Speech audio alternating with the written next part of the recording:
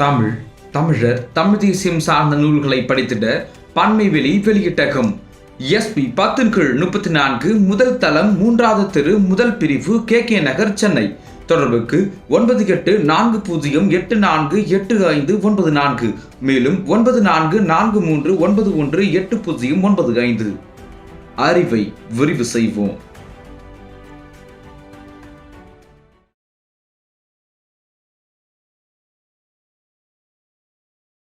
இந்தி மாநிலத்துக்காரன் இந்த ஜிஎஸ்டி பணத்தின் பயனாளி.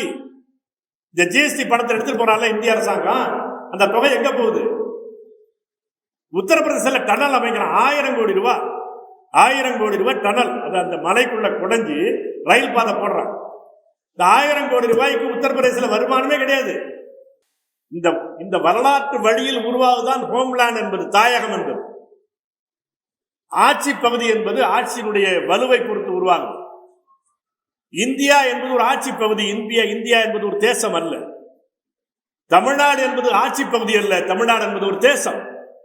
அப்படி ஒரு முண்டாசு கட்டி முரசொலி மாறனுடைய படத்தை போட்டான். ஹிந்தியில ஓட்டு கேட்டாங்க. உதயசூரியன்ல ஹிந்தியில ஓட்டு கேட்டாங்க. இந்தியை எதிர்த்து தளபதிகள் நாங்கள் தான் பேசுற இந்த கட்சி இருக்குல்ல, ஹிந்தியில ஓட்டு கேட்டாங்க. அப்ப என்னன்னா, சட்டம் ஒன்றுதான், எல்லா மாநிலத்துக்கும் ஒன்றுதான். ஆனால் அந்த சட்டம் என்பது தமிழர்களுக்கு விரோதமாக செயல்படுமானால் இந்திய அரசு அந்த பக்கம் தான் நிற்கும். கட்சி வேறுபாடு கிடையாது. பிரிட்டானிய காலனியாக இந்தியா இருந்தது போல இந்தியாவின் காலனியாக தமிழ்நாடு இருக்கிறது. இவையெல்லாம் தனித்தனி மொழிவழி தேசங்களாக இருந்தவை, தனித்தனி நாடுகளாக இருந்தவை. இந்த நாடுகளை எல்லாவற்றையும் ஒரு நாடாக இணைத்திருக்கிறோம். நீங்க இது அப்படியே சுதந்திரம் அடைந்து விட்டால், இந்த மொழிவழி தேசங்கள் தனி நாடாக இருந்தால் என்னென்ன உரிமையும் அதிகாரமும் இருக்குமோ அந்த உரிமைகளும் அதிகாரமும் இந்த இந்திய அரசமைப்பில் இருக்கும். பிரிந்து போகிற உரிமையை மட்டும் கேட்காதீர்கள். இதுதான் காந்தி சொன்னார். இந்திக்காரனுக்கு 10 மாநிலம் போல அல்ல தமிழர்களுக்கு 3 மாநிலம் பிரிப்பது. 3 முதலமைச்சர் வர முடியாது. சரி, வந்தாலும் வச்சுக்க, 3 பேர் தமிழர்கள் முதலமைச்சர் வந்தாலும் கூட இந்திக்காரனுக்கு என்ன, அவனுடைய ஆட்சி மொழி அந்த மாநிலத்திலும் இந்தி தான், டெல்லியிலும் இந்தி தான்.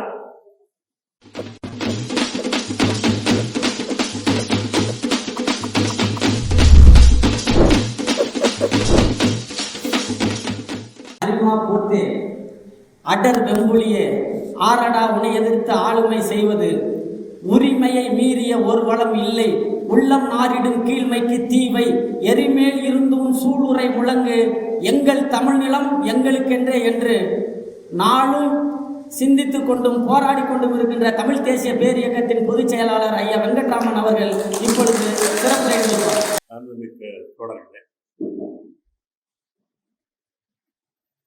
சிறப்பான முறையில் தமிழ் தேசிய பேரியக்க தோழர்களும் நாம் தமிழர் தம்பிகளும் தங்கைகளும் குழும்பியிருக்கிறீர்கள். எனக்கு முன்னால் தொடர் மாரிமுத்து அவர்களும் நெடும்பாவனம் கார்த்திக் அவர்களும் சிறப்பான ஒரு செய்திகளை சொல்லி சென்றிருக்கிறார்கள். இதையெல்லாம் விட எனக்கு இந்த அரங்கத்திற்கு வந்த பிறகு மகிழ்ச்சியாக இருந்தது, நம்முடைய மாரிமுத்து சொன்னது போல நம்முடைய பெருமாள் அவர்கள், நம்முடைய நகர செயலாளர் அவர்கள் இந்த உடல்நிலையில் ஒரு சிறப்பான வரவேற்புரை நிகழ்த்தியது மகிழ்ச்சியாக இருந்தது, நிகழ்ச்சியாக இருந்தது. அவருக்கு பக்கத்தில் அமர்ந்திருக்கிற வழக்கறிஞர் பாக்கியலட்சுமி இப்படியெல்லாம் வந்து இந்த அரங்கத்தில் அமரக்கூடிய அளவுக்கு உடல்நிலை தேறி வருவாரா என்றெல்லாம் நாங்கள்லாம் கவலையோடு பார்த்த காலம் ஒன்று உண்டு.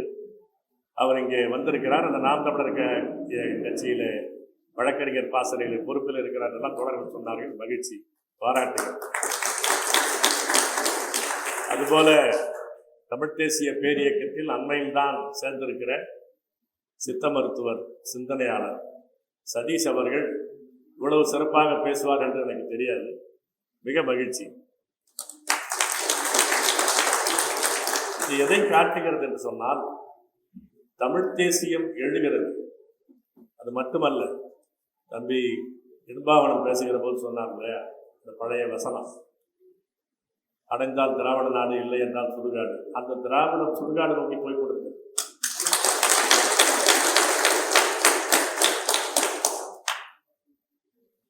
இன்றைக்கு தமிழ் தேசியம் எழுச்சி பெற்று வருகிறது என்பதற்கான அடையாளம் எதிரிகள் எப்படி இதற்கு எதிர்வினை ஆற்றுகிறார்கள் என்பதை வைத்து பார்த்தாலே தெரியும்.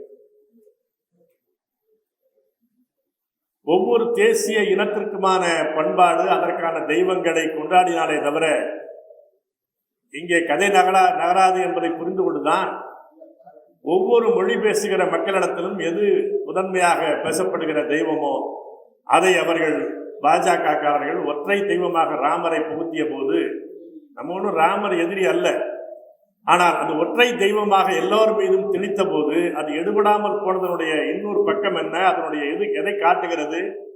இந்தியா முழுவதும் தேசிய இனம் எழுச்சி பெற்று வருகிறது என்பதற்கான அடையாளம் அது. இந்தியம், பாரதியம் என்பது செத்துக் கொண்டிருக்கிறது, இட்ஸ் டிக்ளைனிங் என்பதற்கான மிக அடையாளம் அது. அதற்காகத்தான் புதிய புதிய அடக்குமுறை சட்டங்களின் மூலமாக இதை நிலைநிறுத்த பார்க்கிறார். எனவேதான் அதை மாற்றி என்ன செய்வது என்பதற்கான ஒரு துல்லியமான திட்ட வரைவாக நாம் இந்த கூட்டரசு கோட்பாட்டை முன்வைக்கிறோம். இது ஏதோ தனியாக ஏதோ ஒரு சட்ட பிரச்சனை அல்லது ஒரு அரசியல் பிரச்சனை என்பது அல்ல. நமக்கு பக்கத்திலே பள்ளிப்பாளையத்திலே, இந்த ஈரோடு பக்கத்திலே பள்ளிப்பாளையத்திலே நம்முடைய நெசவு தொழிலாளர்கள் கிட்னியை விற்றுக் கொண்டிருக்கிறார். சிறுநீரகத்தை விற்று குடும்பத்தை காக்க வேண்டிய அவசியத்தில் அவன் இருக்கிறான். நம்முடைய தொழிலாளர்கள் ஒருங்கிணைக்கப்பட்ட தொழிற்சங்கத்தை சேர்ந்தவர்கள் எல்லாம் ஒவ்வொரு ஆண்டும் ஏதோ ஒரு தேதியில, இந்த ஆண்டும் ஒரு தேதியில அனைத்து இந்திய வேலை நிறுத்தம் செய்து கொண்டிருக்கிறார். அதற்கும் இந்த கூட்டரசு கோட்பாட்டுக்கும் தொடர்பு. அதுபோல இன்றைக்கு எல்லா கல்லூரிகளிலும் சீட்டு கிடைக்காதா என்று திண்டாடி கொண்டிருக்கிறார்கள் நம்முடைய பெற்றோர்கள். இதற்கும் இந்த கூட்டரசு கோட்பாட்டுக்கும் தொடர்பு. நாம் அப்படி ஒரு தொடர்பு படுத்தி புரிந்து கொள்வதில்லை. நீ காவிரியிலே தண்ணீர் தரம் மறுக்கிற கர்நாடகத்திற்கு இந்த மண்ணிலிருந்து நெய்வேலியிலிருந்து எப்படி மின்சாரம் போகலாம் என்று முதலாக 1991ஆம் ஆண்டு என்னுடைய தலைமையிலே அந்த நெய்வேலி தலைமை அலுவலகத்திற்குள்ளே உள்ளே புகுந்து ஒரு மறியல் போராட்டம் நடந்தது. அப்போது பல பேர் பேசினார்கள். அவன் எதிரி பேசினான் என்பது மட்டுமல்ல, நான் அந்த தலைமை அதிகாரி அவரை இந்த கெரோ என்று சொல்வார்கள், அந்த அந்த இடத்துல விட்டு நவர விடுறதில்லை. அவர் ஒரு தொலைபேசியிலே பேசி ஏதோ ஒரு காவல் அதிகாரிக்கு பேசுவதற்காக தொலைபேசியை தொட்டார். அந்த அவர் கையை மேல் வைத்து, உங்க மேல எதுவும் அடிக்க மாட்டோம், ஆனால் ஃபோன் பண்ற வேலை வச்சுக்காதீங்க, நாங்கள் அமைதியாக ஆர்ப்பாட்டம் நடத்திட்டு கொஞ்ச நேரத்தில் போவோம், இதுக்கு மேலே பண்ணீங்கன்னா பிரச்சனை ஆகிடும் சொன்னோம். அவர் என்னை மீறிக்கிட்டு வெளியே வர போனார். இப்படி ஒரு கையை வச்சு தடுத்துட்டேன். இந்த வாட்சினுடைய இந்த சைடு இருக்குல்ல, அது அவர் கழுத்தில் பட்டுடுச்சு. என்னை கொலை செய்ய முயற்சிட்டார். அப்படிலாம் வழக்கு போட்டாங்க. அப்படி சொன்ன போது, அப்படி ஒரு போராட்டம் நடத்திய போது, இது எப்படி முடியும்? நம்ம மின்சாரத்தை அவனுக்கு தரலன்னா என்ன ஆகுறது? இந்த மின்சாரத்தை பயன்படுத்தி தான் அவனுடைய வெள்ளை மாளிகை பெங்களூர்ல இருக்கிறது அந்த விதான் சௌதா, அதுல தீர்மானம் போடுகிறான். அந்த மின்சாரம் நெய்வேலி மின்சாரம் அவனுடைய விதான் சௌதாவுக்கு போகிற, அந்த சட்டமன்றத்துக்கு அலுவலகத்திற்கு போகிற, சட்டமன்ற கூடத்திற்கு போகிற மின்சாரம் நெய்வேலி மின்சாரம். அந்த மின்சாரத்தை பயன்படுத்தி தமிழ்நாட்டிற்கு ஒரு சொட்டு தண்ணீர், நான் சும்மா வார்த்தைக்கு சொல்லவில்லை, ஒரு சொட்டு தண்ணீர், even a drop of water கொடுக்க கூடாது என்பதை அவன் தீர்மானமாக நிறைவேற்றுகிறான். அப்படி நிறைவேற்றுவதற்கான மின்சாரம் அவனுடைய ஃபேனுக்கு, அவனுடைய மைக்கு நம்முடைய மின்சாரம் போகிறதுன்னு சொன்னால் சொரணை உள்ளவனாக அனுமதிப்பானா? அதை நாம் போராடிய போது பிரிவினைவாதம், பிராந்தியவாதம், ஏதோ வாதம் தான் சொன்னார்கள். இன்றைக்கு எல்லோரும் போராடி கொண்டிருக்கிறார்கள். உண்மையில் அதற்கான ஒரு மக்கள் திரள் வடிவம் வந்ததற்கான மிக முக்கியமான காரணம் திரைப்பட இயக்குநராக இருந்த மணிவண்ணன் தான். நாங்கள் 2-3 முறை போராடினோம், கைதானோம், வழக்குகள் நடந்து கொண்டிருந்தது, அந்த பகுதியில் சில செய்திகளாக வந்து கொண்டிருந்தது. ஆனால் நம்முடைய தொடர் வாசகராக தமிழ் தேசியத்திலே முன்னோடியாக கருத்திலே இருந்த தொடர் மணிவண்ணன் திரைப்பட இயக்குனர், அவர் ஏதோ ஒரு இணைச் செயலாளராக இன்னும் இருந்தார். இந்த திரைப்பட தயாரிப்பாளர் சங்கத்துக்கு அனுமதி இருந்தார். அவருடைய முயற்சியிலே பாரதி ராஜாவிடம் பேசி, அன்றைக்கு சேரன் இளம் இயக்குனராக இருந்தார், அவரெல்லாம் ஒருங்கிணைந்து திரைப்படத்துறையினர் சேர்ந்து நெய்வேலியிலே ஒரு முற்றுகை போராட்டத்திற்கு போனார்கள். இதே முழக்கத்தை வைத்து காவிரி தராத கர்நாடகத்திற்கு தமிழ்நாட்டிலிருந்து நெய்வேலியிலிருந்து மின்சாரம் போகக்கூடாது. அதற்கு பிறகுதான் பல பேருக்கு இங்கிருந்து மின்சாரம் போகிறது என்ற செய்தியே தெரிந்தது. இந்த பிரச்சனைக்கும் கூட்டரசு கோட்பாட்டிற்கும் தொடர்பு உண்டு. அதற்காக சொல்லுகிறேன், ஏதோ அந்தரத்திலே பேசுகிற அரசியல் அல்ல. நாம் அன்றாடம் சந்திக்கிற ஒவ்வொரு சிக்கலிலும் ஒவ்வொரு அசைவிலும் இது இருந்து கொண்டிருக்கிறது. ஆனால் நமக்கு இருக்கிற இயல்பான உளவியல் நம்மை பாதிக்கிற பிரச்சனைகளின் மீது நாம் கவனம் செலுத்துவதில்லை. மனித உளவியல் என்ன? இவன் வீட்டில் அடுப்புல பூனை தூங்கிட்டு இருந்தா கூட அடுத்த விட்டு எட்டி பார்த்து அந்த சண்டையை ரசிப்பான். அது ஒரு மன இயல்பு.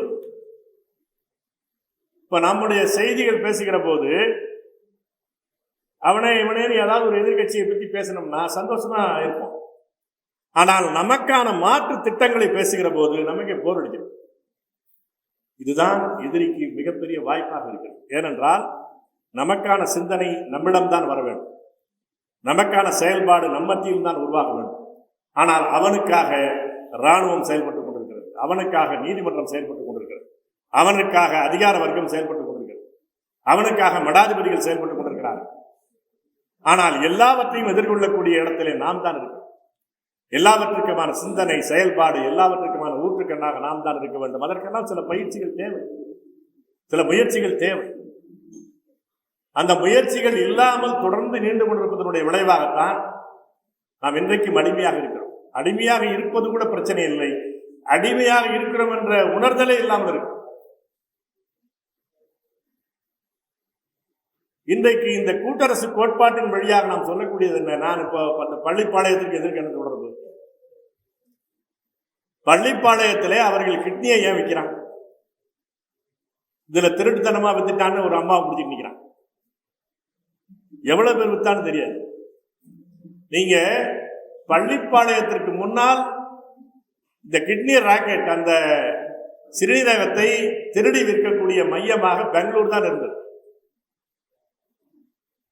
பெங்களூர் பஸ் ஸ்டாண்ட்ல நீங்க பிச்சை எடுத்துட்டு இருக்கிற பல பேரை நீங்க பார்க்கலாம். பெண்கள் தான் அந்த இடுப்பு சேலை தெரியும் உங்களுக்கு.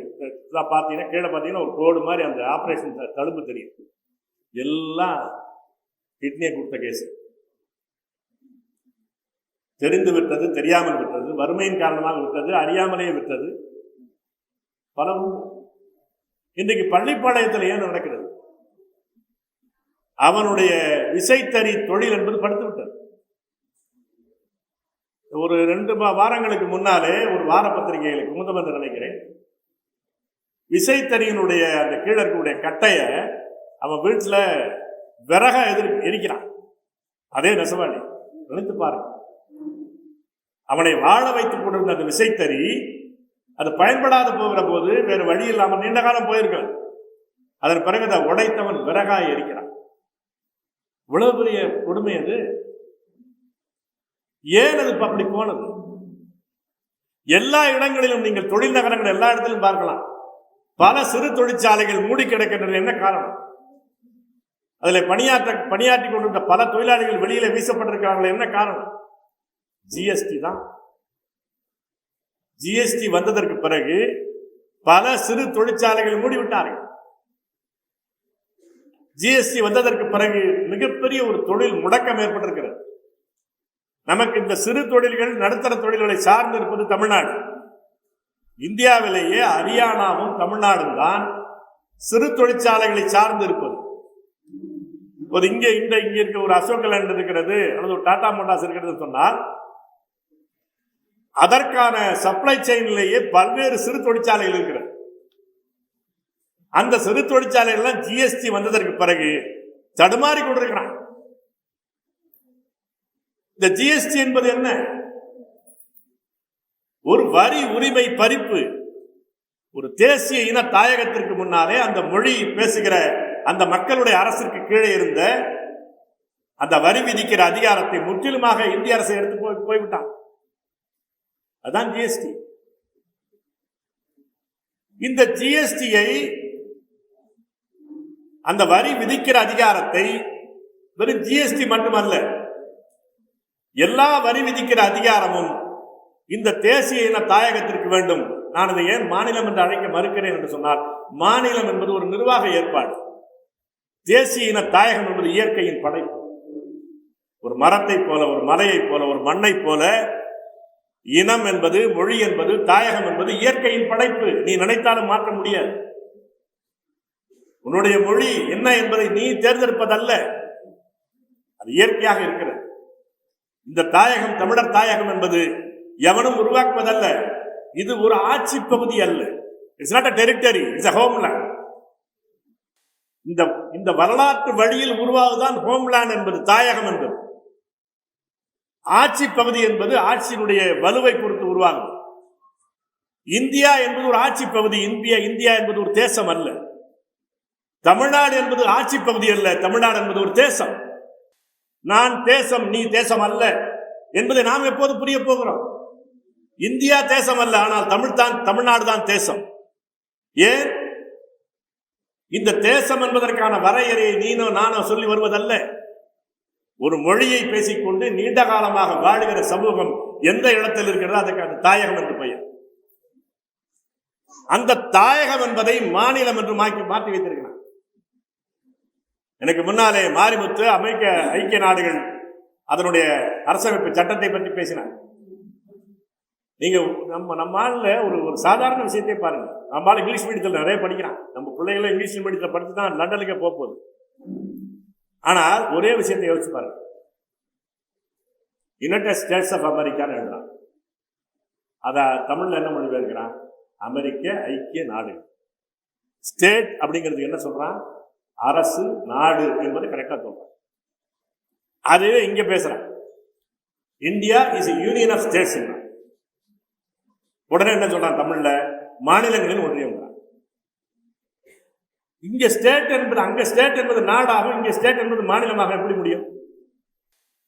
ஸ்டேட் என்பதற்கான பொருளே ஒரு அரசு, ஒரு நாடு என்பதுதான். இறையாண்மையுடன் இருக்கிறவனுக்கு பேர் தான் ஸ்டேட். முழு அதிகாரத்தோடு இருந்தால்தான் அவனுக்கு பேர் ஸ்டேட். நிர்வாக பிரிவு அல்ல. நீங்க பொலிட்டிக்கல் சயின்ஸ்ல போய் பொன்முடி போய் கிளாஸ் நடத்தினார்னா அவர் பொலிட்டிக்கல் சயின்ஸ் வாத்தியார். அவர் இதெல்லாம் சொல்லுவார். ஆனா சட்டமன்றத்துக்கு போயிட்டா, மந்திரி பதவிக்கு போயிட்டா வேற ஒன்று பேசிட்டு இருப்பார். இப்ப நமக்கு என்ன சிக்கல்னா, அரசியல் மேடைகளில் அரசியல் பேசப்படுவதில்லை. ஒரு சாராய சண்டையை பேசிட்டு இருக்கிறான். அவன் இவன் தப்பு, இவன் தப்பு, அவன் சொட்டா, இவன் மொட்டை, அவன் குண்டு, இதை பேசிட்டு உட்காந்துருக்கான். வேற எதுவுமே கிடையாது. இப்ப நான் என்ன சொல்றேன்னா, இப்ப நீங்க ஒரு சாதாரண, இப்ப நம்மளே பெரிய விவாதம் மாதிரி பேசிட்டு இருக்கிறோம். காமராஜ் ஏசியில இருந்தா என்ன தப்பு? காமராஜ் ஏசி ரூம்ல இருந்தா என்ன தப்பு? ஏழை பங்காளன்னாக்க மரத்தடியில் தான் படுத்து கிடக்கும், வீடு இருக்க கூடாது. சிக்கல் அவர் ஏசியை பயன்படுத்தினாரா இல்லையா என்பதல்ல. அவர் போற இடத்துக்கெல்லாம் ஏசி வேணுங்கிறதுக்காக இவருக்கு இந்த சர்க்யூட் ஹவுஸ்லாம் ஏசி போட்டான்னு சொன்னார் பாருங்க கருணாநிதி. அதுதான் ஃப்ராட். ரெண்டுமே உண்மை கிடையாது. அவர் எல்லா இடங்களும் சர்க்யூட் ஹவுஸில் தங்கினவர்கள் பெரும்பாலும் வசதியானவர்கள் தான் காங்கிரஸ் கமிட்டியினுடைய தலைவர். இவர் ஏழை பங்காளர். ஆனால் காங்கிரஸ் கமிட்டியினுடைய தலைவர்கள் எல்லாம் பெரிய ஜமீன்தார்கள் தான். யாரும் சாதாரண ஆள் கிடையாது. மாவட்ட தலைவர்னு பார்த்தீங்கன்னா அவங்க வாண்டையார், முப்படாரு, கவரப்பட்டு வாண்டையார், இப்படிதான் இருப்பாங்க. எனவே அங்கே அவர்கள் விரும்பி வரவேற்றவர்களை சிறப்பாக தங்க வைப்பார்கள். இது எல்லா இடத்துக்கும் போய் சர்க்யூட் ஹவுஸை தேடிட்டு இருக்க மாட்டார். சும்மா அதுக்கு ஒரு பேர் சொல்லி, சும்மா ஒரு சின்ன சின்ன விஷயத்துக்குமே அப்படிதான். அதுல ஏசி போட்டதே இவர் தான், அங்க ஃபேன் போட்டதே இவர் தான். இதை விவாதித்துக் கொண்டிருக்கிறானே தவிர, நான் அதுக்காக சொல்ல வரேன். இதுல ஒரு வாரமா பேசிட்டு இருக்கேன். எல்லா தொலைக்காட்சியை திறந்தாலும் இதுதான் பேசிட்டு வந்துருக்கான். திருச்சி வேலுசாமி விட்டான் பாருன்னு சண்டை போட்டு கிடக்குறாரு. இது என்னத்துக்குங்கிறான்? காமராஜ் ஏசியில தங்கினாங்க, ஏசியில தங்கலானாங்க. ஏசியில தங்கலன்னா அவர் ஏழை பங்காளர், ஏசியில தங்கிட்டாருன்னா அவர் பணக்காரர்கள் பங்காளி ஆயிருமா? அது என்ன கொள்கை, என்ன செயல்பாடு இதுதானுங்க. ஏன்னா இங்க இப்ப நாங்க சந்திக்கிற, இப்ப எனக்கு பர்சனலாவே சில பேரு வெள்ளை சட்டையோடு இருக்கிறவர் அப்படின்னு ஒருத்தர் எழுதுவான். என்ன நான் ஒரு பொதுவுடைமைவாதி அப்படின்னா, அப்படியே அழுக்கு சட்டையை போட்டு சீவாத தலையில வந்துட்டு அப்படியே கண்ணு அப்படியே அந்த வாயை ஊத்தையோட வரணுமா? அப்படி வந்தாதான் அவரை? இதெல்லாம் உண்மை கிடையாது. நாம் இதுல தான் பேசிட்டு இருக்கோம்.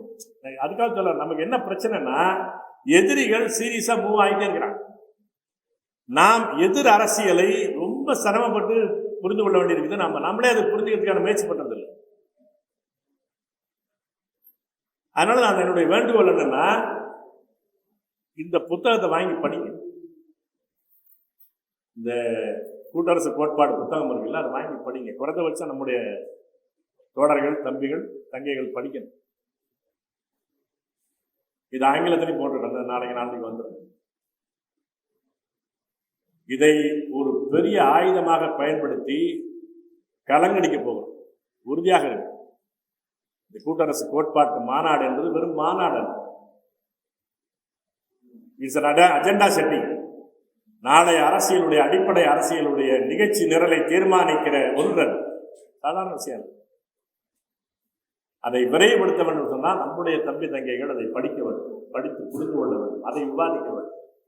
அவரவர்களும் கையில எல்லோரும் சமூக ஊடகம் வைத்திருக்கிறார், அதை பற்றி பேச வேண்டும். இந்த ஜிஎஸ்டி வந்தபோது, இந்த ஜிஎஸ்டிக்கான தொடக்கம் காங்கிரஸ் கட்சி காலத்தில், அதுக்கு முன்னாடி வாஜ்பாய் ஆட்சி காலத்தில் வந்தது. அது கொஞ்ச காலம் அவருடைய ஆட்சி கவிழ்ந்து விட்டது. பிறகு காங்கிரஸ் ஆட்சி காலத்தில் வந்தது. அதற்கான இது கிட்டத்தட்ட ஒரு 12 ஆண்டுகள் ஜிஎஸ்டி பற்றி பேசியிருக்கிறார். புதுசாக வந்ததல்ல. நான் பல்வேறு பல்கலைக்கழகங்களிலே, கல்லூரிகளிலே நான் ஜிஎஸ்டி பற்றி அதனுடைய ஒவ்வொரு கட்டத்திலும் நான் பேசியிருக்கேன். இந்த ஜிஎஸ்டியினுடைய வரைவு குழுவினுடைய எவன் யோக்கியங்கிறதுக்காக நான் சொல்ல வரேன். இந்த ஜிஎஸ்டியை கொண்டு வருவதற்கான ஒரு வரைவு குழுவை போட்டார்கள். அந்த வரைவு குழுவினுடைய தலைவர் மார்க்சிஸ்ட் கம்யூனிஸ்ட் கட்சியில் அன்றைக்கு ஜோதிபாசு அமைச்சரவையில் மேற்கு வங்காளத்தினுடைய நிதி அமைச்சராக இருந்த அசித்தாஸ் குப்தா, தமிழ்நாட்டின் சார்பிலே அன்றைக்கு பொன்னையன் ஜெயலலிதா அமைச்சருடைய நிதி அமைச்சர் அதில் பங்கெடுத்துக் கொண்டார். எவனும் யோக்கியதே கிடையாது. ஜிஎஸ்டி வந்து அன்றைக்கு மோடி எதிர்த்தார். மோடி அன்றைக்கு குஜராத் முதலமைச்சர். எல்லாருக்கு பிறகு இவர்கள் ஆட்சிக்கு வந்த பிறகு 2017 அந்த ஜிஎஸ்டி சட்டமாக்கினாங்க. அந்த சட்டம் வந்தபோது திமுக ஆதரித்து வாக்களித்தது. காங்கிரஸ் ஆதரித்து வாக்களித்தது. இன்றைக்கு ஜிஎஸ்டியை பற்றி ஸ்டாலின் பேசிக் கொண்டிருக்கிறார். ஏற்கனவே இது தெரியாது என்பதல்ல. என்றால் ஜிஎஸ்டி வந்ததுக்கு பிறகு மிகப்பெரிய இந்திய அரசமைப்பு சட்டத்திலேயே 2 முறைதான் முற்றிலுமாக ஒரு அரசமைப்பு சட்டமே மாற்றி அமைப்பதற்கு நிகராக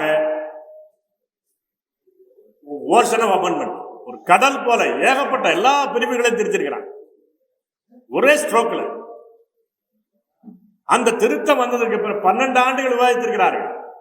விவாதித்த போது ஜிஎஸ்டி என்பது இந்த மாநிலத்தினுடைய, இந்த தாயக அரசனுடைய வரி விதிப்பு அதிகாரத்தை, வரி உரிமையை, சிறு சிறு தொழிற்சாலைகளை அழித்துவிடும் என்ற உண்மை தெரியாதா? அதனாலதான் இது நம்ம இந்த ஜிஎஸ்டி வரும்போது இதனுடைய விளைவுகள் எல்லோருக்கும் தெரியும், தெரியாத விஷயம் அல்ல. அதனுடைய எல்லா கமிட்டிகளிலும் எல்லாரும் பேசியிருக்கிறார், பல்வேறு வல்லுநர்கள் பேசியிருக்கிறார். இப்ப ஒவ்வொரு கடத்திலையும் இப்ப நம்ம அசோக் லேண்ட் தொழிற்சங்க தொடரெல்லாம் வந்திருக்கிறாங்க. இதுக்கு முன்னாடி அந்த ஜிஎஸ்டி 2017 வந்தபோது அவர்களுடைய ஊதியத்திலேயே பஞ்சப்படி என்பதே, அந்த விலைவாசி படி என்பதே க்ளோஸ் பண்றதுக்கான ஜிஎஸ்டி வந்துருச்சு. ஒன்றும் நடக்காதுதான். எல்லா மட்டத்திலும் அதனுடைய பாதிப்பு இருக்கு. அதனுடைய விளைவு தான் அவன் கிட்னியை வந்துட்டு இருக்கிறான். ஏன் இந்த சிறு தொழிற்சாலை ஜிஎஸ்டி வந்த பிறகு முடிஞ்சு போச்சு. ஜிஎஸ்டி வந்ததற்கு பிறகு நீங்க அந்த வரி மட்டுமல்ல, அந்த வரி விதிப்பு முறையே இருக்கிறது இல்லை. நீங்க 12 ஃபார்ம் ஃபில்அப் பண்ணி ஆகும். எல்லாமே எலக்ட்ரானிக் ஃபார்ம். குறைந்தபட்சம் ஒரு கம்ப்யூட்டர் பாய் இல்லாம ஒண்ணுமே நடக்குது. சாதாரண கடை வச்சிருக்கிறவன் என்ன பண்ணுவான்? அதோட முடிஞ்சுட்டு போயிட வேண்டியதான். ஏன்னா குறைந்தபட்சம் ஒரு 10,000 ரூபாய் சம்பளம் இல்லாம ஒரு கம்ப்யூட்டர் பாயை கூப்பிட முடியாது. இவனுக்கு அதெல்லாம் பெரிய விஷயம். அவன் அண்ணன் தங்கச்சி எல்லாம் பார்ட் டைம் ஜாப் மாதிரி பார்த்துட்டு இருக்கிறானா, அதுல போய் இவன் யாருக்கு சம்பளம் கொடுப்பான்? அந்த ஒரு விஷயத்திலேயே அந்த ஜிஎஸ்டி காலி பண்ணி.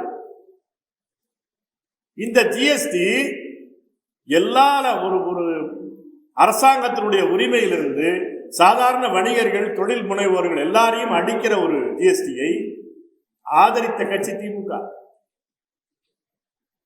ஒரே ஒரு அமெண்ட்மெண்ட் அவர்களுக்கு என்னன்னா, பழைய வரி வருமானத்தின்படி 4 வருஷம் கொடுக்குறேன், காம்பன்சேஷன் என்பது 4 வருஷம் கொடுக்குறேன். இவங்க 5 வருஷம் கேட்டாங்க. அந்த ஒரு சிறு திருத்தத்தை கூட மோடி ஆட்சி ஏற்றுக்கொள்ளவில்லை. ஆனாலும் வருத்தத்தோடு வாக்களிக்கிறவன் வாக்களிச்சு தான் வந்தான். இதே கனிமொழி, இதே ராஜாலாம். இன்றைக்கு ஜிஎஸ்டி நம்மை குறவழையை பிடிக்கிறது என்ன இருக்காது?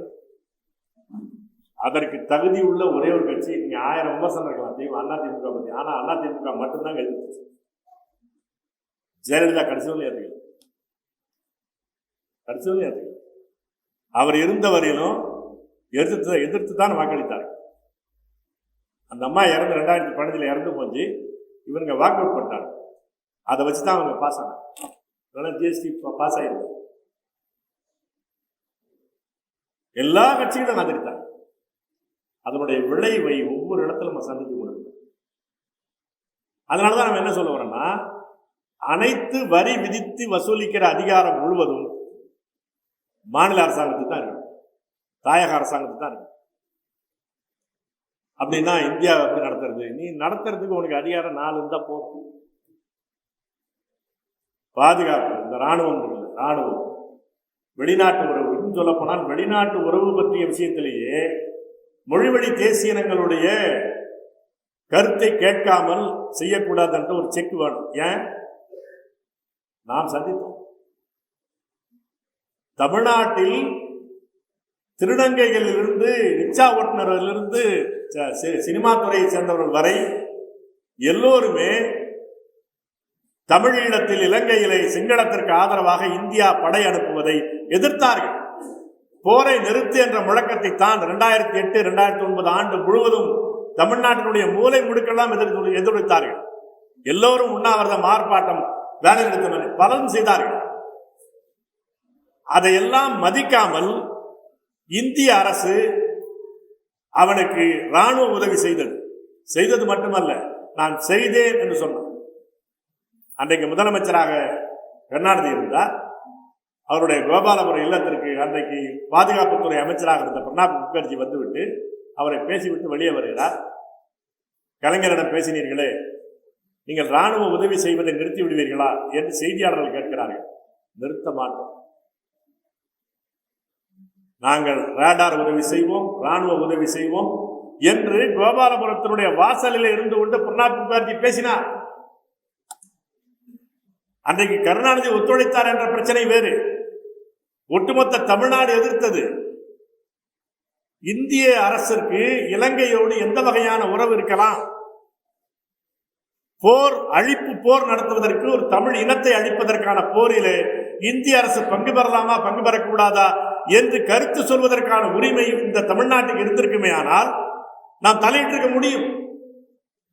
எனவேதான் சொல்கிறேன், வெளியுறவுத்துறையில் கூட 2 பேருக்குமான ஒத்திசைவாக இருக்க வேண்டுமே தவிர வெளியுறவு என்பது கூட கிராண்டடா அவனுக்கு இருக்க முடியாது. அதுபோல பண அச்சடிப்பு, அதுபோல அனைத்து இந்திய தகவல் தொடர்பு, இந்த 4 அதிகாரங்களை தவிர வேறு எந்த அதிகாரமும் இந்திய அரசுக்கு இருக்க வேண்டியது இல்லை. இது ஒன்றும் அதிசயம் இல்லை. உலகத்தில் பல நாடுகள் அப்படித்தான். கியூபெக் அமெரிக்காவை, அந்த கனடாவில், கியூபா அந்த கனடாவில், அமெரிக்காவுக்கு பக்கத்தில் இருக்கிற வட அமெரிக்காவில் ஒரு நாடு. அந்த கனடா நாட்டில் எல்லா மாநிலங்களிலும் மாகாணங்களும் வச்சிருப்பான். அந்த மாகாணங்கள் எல்லாத்துலையுமே ஆங்கிலம் பேசுறது தான் உண்டு. எல்லாம் போய் குடியேறிகளுடைய நாடு. அந்த மண்ணில் இருந்த மக்களை, செவ்விந்தியர்களை, மாயன்களை எல்லாம் அழித்து விட்டு தான் அங்கே போய் பெற்றார்கள். அவர்களிலே மிக பெரும்பாலும் ஆங்கிலம் பேசுகிறவர். ஒரு பகுதி, கியூபெக் என்ற பகுதி மட்டும் பிரெஞ்சு பேசுகிறா. பிரான்சுக்கார போய் அதை பிடிக்கும். எல்லாம் சேர்ந்து ஒரு நாடாக இருக்கிறது. அங்கே அவனுக்கு என்ன உரிமை இருக்கிறது சொன்னால், ஒரு மாகாணம் நான் இந்த நாட்டோடு சேர்ந்து இருக்கிறதா வேண்டாமா என்பதை என்னுடைய கருத்தை கேட்க வேண்டும் என்று வலியுறுத்தினானால், அவனுடைய சட்டமன்றத்தில் ஒரு குறிப்பிட்ட சதவீத வாக்குகளோடு அவன் வலியுறுத்தினானால், அவனிடம் மக்களிடம் கருத்து வாக்கெடுப்பு நடத்தணும். அந்த சட்டம் அங்கே வைத்திருக்கிறான். நேரடியாக சோவியத் ஒன்றியத்தில் இருந்த போது, சோவியத் ரஷ்யாவில் இருந்தது போல பிரிந்து போகிற உரிமை அல்ல. அங்கே இருந்தது என்னவென்று சொன்னால் பிரிந்து போகிற உரிமையின் கூடிய தன்னுரிமை என்பது சோவியத் ஒன்றியத்தில் இருந்தது. லெனின் தலைமையில நாடு அமைக்கப்பட்ட போது ஒரு மொழி பேசுகிற தேசம் அது குடியரசு. அது மாகாணம் அல்ல, மாநிலம் அல்ல, அது ஒரு குடியரசு, தேச குடியரசு. இந்த தேச குடியரசுகளுடைய ஒன்றிப்பு தான் சோவியத் ஒன்றியம். அந்த ஒவ்வொரு தேச குடியரசுக்கும் பிரிந்து போகிற உரிமை உண்டு. இந்த சோவியத் ஒன்றியம் உருவாகிற போது பின்லாந்து அதுல ஒரு மாகாணமாகத்தான் இருந்தது, ஒரு குடியரசாகத்தான் இருந்தது. 2 ஆண்டுகளிலே லெனின் உயிரோடு இருந்த போது பின்லாந்துல நாடாளுமன்றத்தில் தீர்மானம் நிறைவேற்றி அவன்லாம் வந்தான். லெனின் நாங்கள் உங்களோட சேர்ந்திருக்க விரும்பல, பிரிந்து போக விரும்புகிறோம். போய் கேட்ட துப்பாக்கியை நீட்டவில்லை அவனை நோக்கி. அவர் கம்யூனிஸ்டா, நீ பாரத மாதா பஜனை பாடிட்டுக்கிற நீ கம்யூனிஸ்டா. எனவே இன்றைக்கு அதனுடைய இன்னொரு வடிவமாகத்தான் கனடாவில் அவன் பிரிந்து போக வேண்டும் என்று கருத்து சொன்னால் மக்களிடம் கருத்து கேட்பதற்கான கருத்து வாக்கெடுப்பை அந்த நாட்டு அரசாங்கமே நடத்துகிறான். அப்படி வைத்துத்தான் அந்த நாட்டை ஒன்றாக வைத்திருக்கிறான், கட்டி போட்டு அல்ல. அப்படியான ஒரு கூட்டரசாக இந்தியா இருக்கலாம் என்று சொல்கிறோம். இந்த இந்தியாவை சிதற வேண்டும் அதெல்லாம் சொல்லவில்லை. நாம் சேர்ந்திருக்கலாம். சேர்ந்திருப்பது என்பது என் தோளில் மீது நீ அமர்ந்திருப்பது பேர் ஒற்றுமை அல்ல. நானும் நீனும் சமமாக இருந்து கை கொடுத்துக் கொண்டால் அதுதான் ஒற்றுமை. நீ இப்போது என் தோளின் மேல் ஏறி கொண்டு நானும் நீனும் ஒண்ணுங்கிறேன், அது ஒற்றுமை கிடையாது, அது ஆதிக்கம். நீங்கள் ஒரு நமக்கு என்ன ஆயிருக்குன்னா, தமிழ் இனம் அடிமையாக இருக்கிறது அப்படின்னு சொல்லிட்டா நமக்கு தான் என்னங்க அடிமை? நம்ம வேட்டி கட்டினவர் பிரதமராக கூட வரலாம்ல, இந்த வேட்டி கட்டினவர் உள்துறை அமைச்சரெல்லாம் இருந்தாங்கல்ல, ப. சிதம்பரம் அப்படி இருக்கலாம்ல, எல்லாரும் தான் ஓட்டு கொடுத்துருக்கிறானே. இதுதான் ஏமாற்றுதல். பல தேசிய இனங்கள், பல மொழி பேசக்கூடிய மக்கள் வாழக்கூடிய இடத்தில் எல்லோருக்கும் ஒரு வாக்கு, எல்லோருக்கும் ஒரு ஓட்டு, அதில் ஒட்டுமொத்தமாக பெரும்பான்மை பார்க்கிறோம் என்று சொன்னால் அது ஒரு தேச ஒடுக்குமுறை, மெஜாரிட்டேரியனிசம், பெரும்பான்மை வாதமே தவிர ஜனநாயகம் அல்ல. எல்லா இடத்திலையும் பெரும்பான்மை பார்த்துதான் அது பேர் ஜனநாயகம் கிடையாதுங்க. ஒத்த தன்மை உள்ளவனிடத்திலே தான் பார்த்தால்தான் அதுல பெரும்பான்மை பார்த்தால்தான் ஜனநாயகம். வெவ்வேறு தன்மை உடையவனத்துல போய் பார்த்தீங்கன்னா அது பேர் ஜனநாயகம் அல்ல, பெரும்பான்மை வாதம். அதனால்தான் சொல்லுகிறோம், இந்திய நாடாளுமன்றம் தான் ஆகப்பெரிய தேசிய ஒடுக்குமுறை கருவி. ஏன் நீ என்ன முக்கினாலும் உனக்கு 39 பேர், புதுச்சேரியில் தமிழர் தான் வருவாரு, மொத்தம் 40 பேர் தான் உனக்கு, 545 பேர் ஓட்டுரிமை உள்ளவன் 543 பேர் இந்திய நாடாளுமன்றத்தில். நீ 10% கூட கிடையாது, உன்னுடைய மொத்த எண்ணிக்கை 10% கூட கிடையாது, நீ 40 பேர். அதனால்தான் நீ நீட்டை எதிர்த்து நீ ஒரு வேளை திமுக திமுக எல்லாம் ஒன்னா பேசினான்னு வச்சுங்க நடத்துற. ஏன் பெரும்பான்மை நமக்கு கிடைக்காது. ராஜபக்சே பேசுறான் இல்லைங்க, அப்ப புரியுது நமக்கு. நமக்குன்னு வந்தா புரியாது. அதான் நான் சொல்றேன், அடுத்த வீட்டுல போய் தலையை நீட்டிட்டு இருப்போம், நம்ம வீட்டுல அடுப்புல போன தூங்கிட்டு இருக்கோம். அவன் ஈழத்தில் போராட்டம் எல்லாத்தையும் முடிச்ச பிறகு 2009 ஜூன் 19ஆம் தேதி நாடாளுமன்றத்திலே ராஜபக்சே பேசுகிறான். ஏன் ஆயுதம் எடுத்து அழிந்தீர்கள்? நீங்கள் தனிநாடு கேளுங்க, அந்த கேட்டை நீங்கள் நாடாளுமன்றத்தில் அந்த உறுப்பினராக வாருங்கள். நாடாளுமன்றத்தில் தீர்மானம் நிறைவேற்றினால், பெரும்பான்மை வாக்குகள் பற்றி ஆதரவு பெற்று நீங்கள் தீர்மானம் நிறைவேற்றினால் அமைதியாக ஒரு நாடை அமைத்துக் கொள்ளுங்களேன். ராஜபக்சே பேசினான். ஏன் அவனுக்கு தெரியும், நீ என்ன முக்கினாலும் 18 பேருக்கு மேல ஒரு நாடாளுமன்ற உறுப்பினரே வராது. அவன் மீதி எல்லாம் சிங்கள பெரும்பான்மை, அதற்கு பேர் ஜனநாயகம் அல்ல, பெரும்பான்மை வாதம், மெஜாரிட்டேரியனிசம். அதைத்தான் செய்து கொண்டிருக்கிறான். இங்கே அதுதான். அங்க சொன்னா நமக்கு புரியும், அங்க சொன்னா புரியும். ஏன் அப்படின்னா செத்து புரிய வச்சிருக்கிறான். 1.5 லட்சம் பேர் செத்து நமக்கு புரிய வச்சிருக்கிறான். அதனால நமக்கு எளிதா புரியுது. இப்ப நம்ம அது மாதிரி செத்தா தான் நம்ம புரிஞ்சுக்குவோமா? இனி 40 பேர் நாடாளுமன்ற உறுப்பினர்கள் உரிமை கோருகிற சிங்கங்களாக இருந்தாலும் கூட நீ 40 பேர் தானே.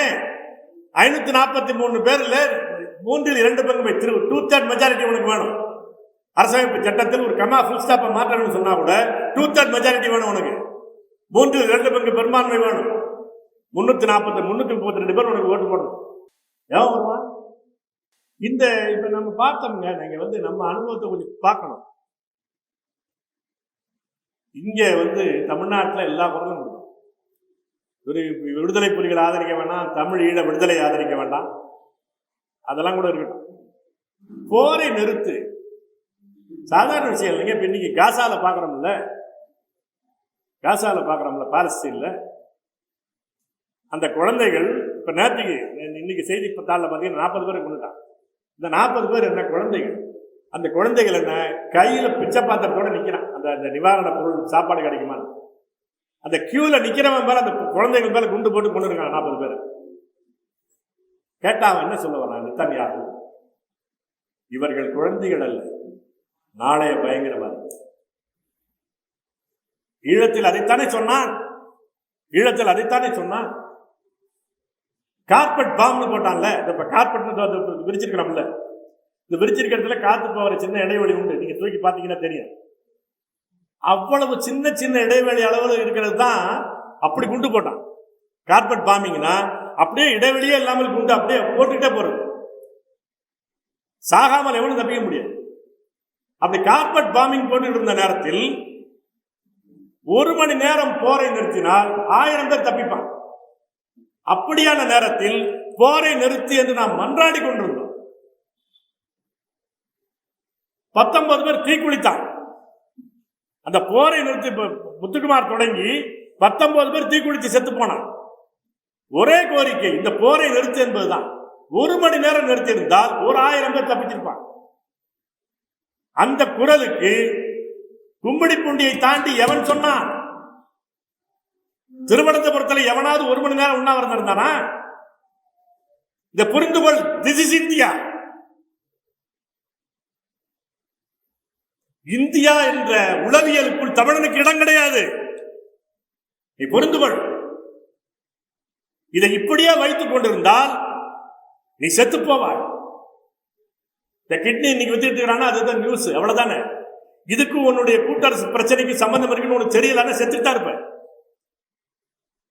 அந்த கவுன்சிலரு அவர் போனவர் இவர் தான் திட்டிட்டு உட்கார்ந்திருப்பான்.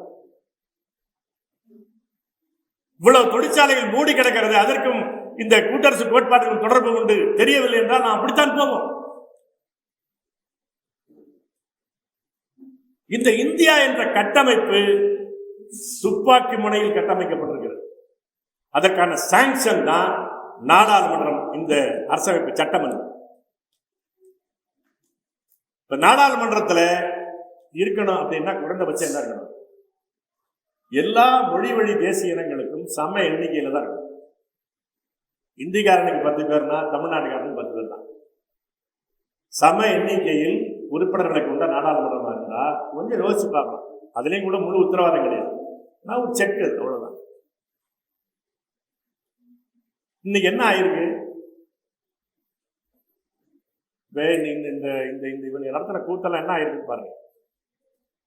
தமிழ்நாட்டில் இப்ப நம்ம குடும்பங்களே பார்த்தீங்கன்னா, இதுக்கு முன்னாடி நாம் இருவர் நமக்கு இருவர், இப்ப நமக்கு சொல்லாமலே நாம் இருவர் நமக்கு ஒருவர் தான். அப்படி ஆயிடுச்சு. இப்ப என்ன சிக்கல் வந்துட்டு இருக்குன்னா, தமிழ்நாட்டுக்குள்ள அந்த மக்கள் தொகை சுருக்கம் வந்துட்டு, டீபாப்புலேஷன் வந்து, பாப்புலேஷன் குரோத் அல்ல, டீபாப்புலேஷன் வந்துட்டு. 2023 இருந்து என்ன தொடங்கிடுச்சுன்னா, இப்ப நமக்கு என்ன சமநிலை இருந்துச்சுன்னா, 2 ஆணு பெண்ணு சேர்ந்து ஒரு குழந்தை பிறகு 2 பிள்ளைங்க வந்துச்சுன்னு வச்சுக்கோங்க. ஆணோ பெண்ணோ 2 பிள்ளைங்க வந்துச்சுன்னா சராசரியா நான் சொல்றேன், ஒருத்தருக்கு 3 இருக்கலாம், ஒருத்தர் இருக்கலாம், சராசரியா 2 ஆணுக்கு 2 குழந்தைங்க வந்துச்சு. அப்போ மக்கள் தொகை சமநிலையில் இருக்கிறது. 2க்கு 2 வந்துருக்கு, மக்கள் தொகை சமநிலை இருக்கிறது. அது வந்து பாப்புலேஷன் பேலன்ஸ், டெமோகிராபிக் பேலன்ஸ். இப்ப என்ன ஆயிடுச்சுன்னா, 2023 பிறகு 2 ஆணுக்கு பெண்ணு, ஆண் பெண் அந்த கணவன் மனைவிக்கு சராசரியாக 1.5 பிள்ளைங்க தான் பிறகு. அதாவது 1.5னா 1.5 பிள்ளைகள் அர்த்தம் கிடையாது, அதனுடைய சராசரியா நான் சொல்றேன். 1.5 குழந்தைங்க பிறகு. இது பேர் டிஎஃப்ஆர் பேர். இதனுடைய விளைவு தான் இந்த மக்கள் தொகை அடிப்படையில் நாடாளுமன்ற உறுப்பினர்கள் வைத்துட்டா நமக்கு 39 இருக்கிறது 31 சுருங்கிடும். பீகார்காரனுக்கு 50 இருக்கிறது 80 மாறும். அது மாதிரி உத்தரப்பிரதேசக்காரனுக்கு டபுளா மாறும். ஹிந்தி பேசுகிற பகுதி இருக்குல்ல, ஹிந்தி மண்டலத்தில் அந்த 10 மாநிலங்களில் மக்கள் தொகை மொத்தமா அந்த பெருக்கம் சுருங்கிட்டு தான் இருக்குது. ஆனால் அதனுடைய வேகம் என்பது தமிழ்நாடு அளவுக்கு கேரளா அளவுக்கு கிடையாது. அதனால என்ன ஆயிருக்குன்னா அவனுடைய மக்கள் தொகை அதிகம். எல்லா இடத்துலையும் இந்திக்காரன் வந்துடுறான்ல. ஏபிள் பாடிட் யங்ஸ்டர்ஸ், உடல் உழைப்புக்கான தகுதி உள்ள இளைஞர்கள் பாத்தீங்கன்னா அவன் அதிகம். தமிழ்நாட்டினுடைய நிலைமை என்னன்னா பிறப்பு விகிதம் குறைஞ்சிக்கிட்டு இருக்குது, இறப்பு விகிதம் குறைஞ்சிக்கிட்டு இருக்கு. வந்தவன் எல்லாம் போயிட மாட்டான். 75 வயசு அது குறைஞ்சபட்சம் இருப்பாரு. இப்ப அவர் என்ன ஆயிடுறாரு, இவன் தான் 58 வெளியே போயிடுறான், 58 வயசுக்கு வெளியே போயிடுறான். அவர் என்ன ஆவாரு, வீட்டில் டிபெண்டா இருக்கு. ஏற்கனவே சம்பாதிச்சுட்டு இருக்கிற பசங்களுக்கு அல்லது பிள்ளைகளுக்கு சுமையாக அவர் உட்கார்ந்துட்டு இருப்பார். ஆனா இவர் 72 வயசு வரலும் வேலை செய்ய முடியும். இப்ப என்ன ஆயிடுதுன்னா பிறப்பு விகிதம் குறைவது, இன்னொரு பக்கத்தில் மூத்தோர் விகிதம் அதிகரிப்பது என்பது ஒட்டுமொத்தமா பிரச்சனைகள் உண்டாக்கிறேன். இவன் என்ன பாக்குறான்னா எனக்கு நாடாளுமன்ற உறுப்பினர் குறைஞ்சு போறதுங்கிறது மட்டும் தான் பேசிட்டு இருக்கிறான். அது ஒரு முக்கியமான பிரச்சனை தான்.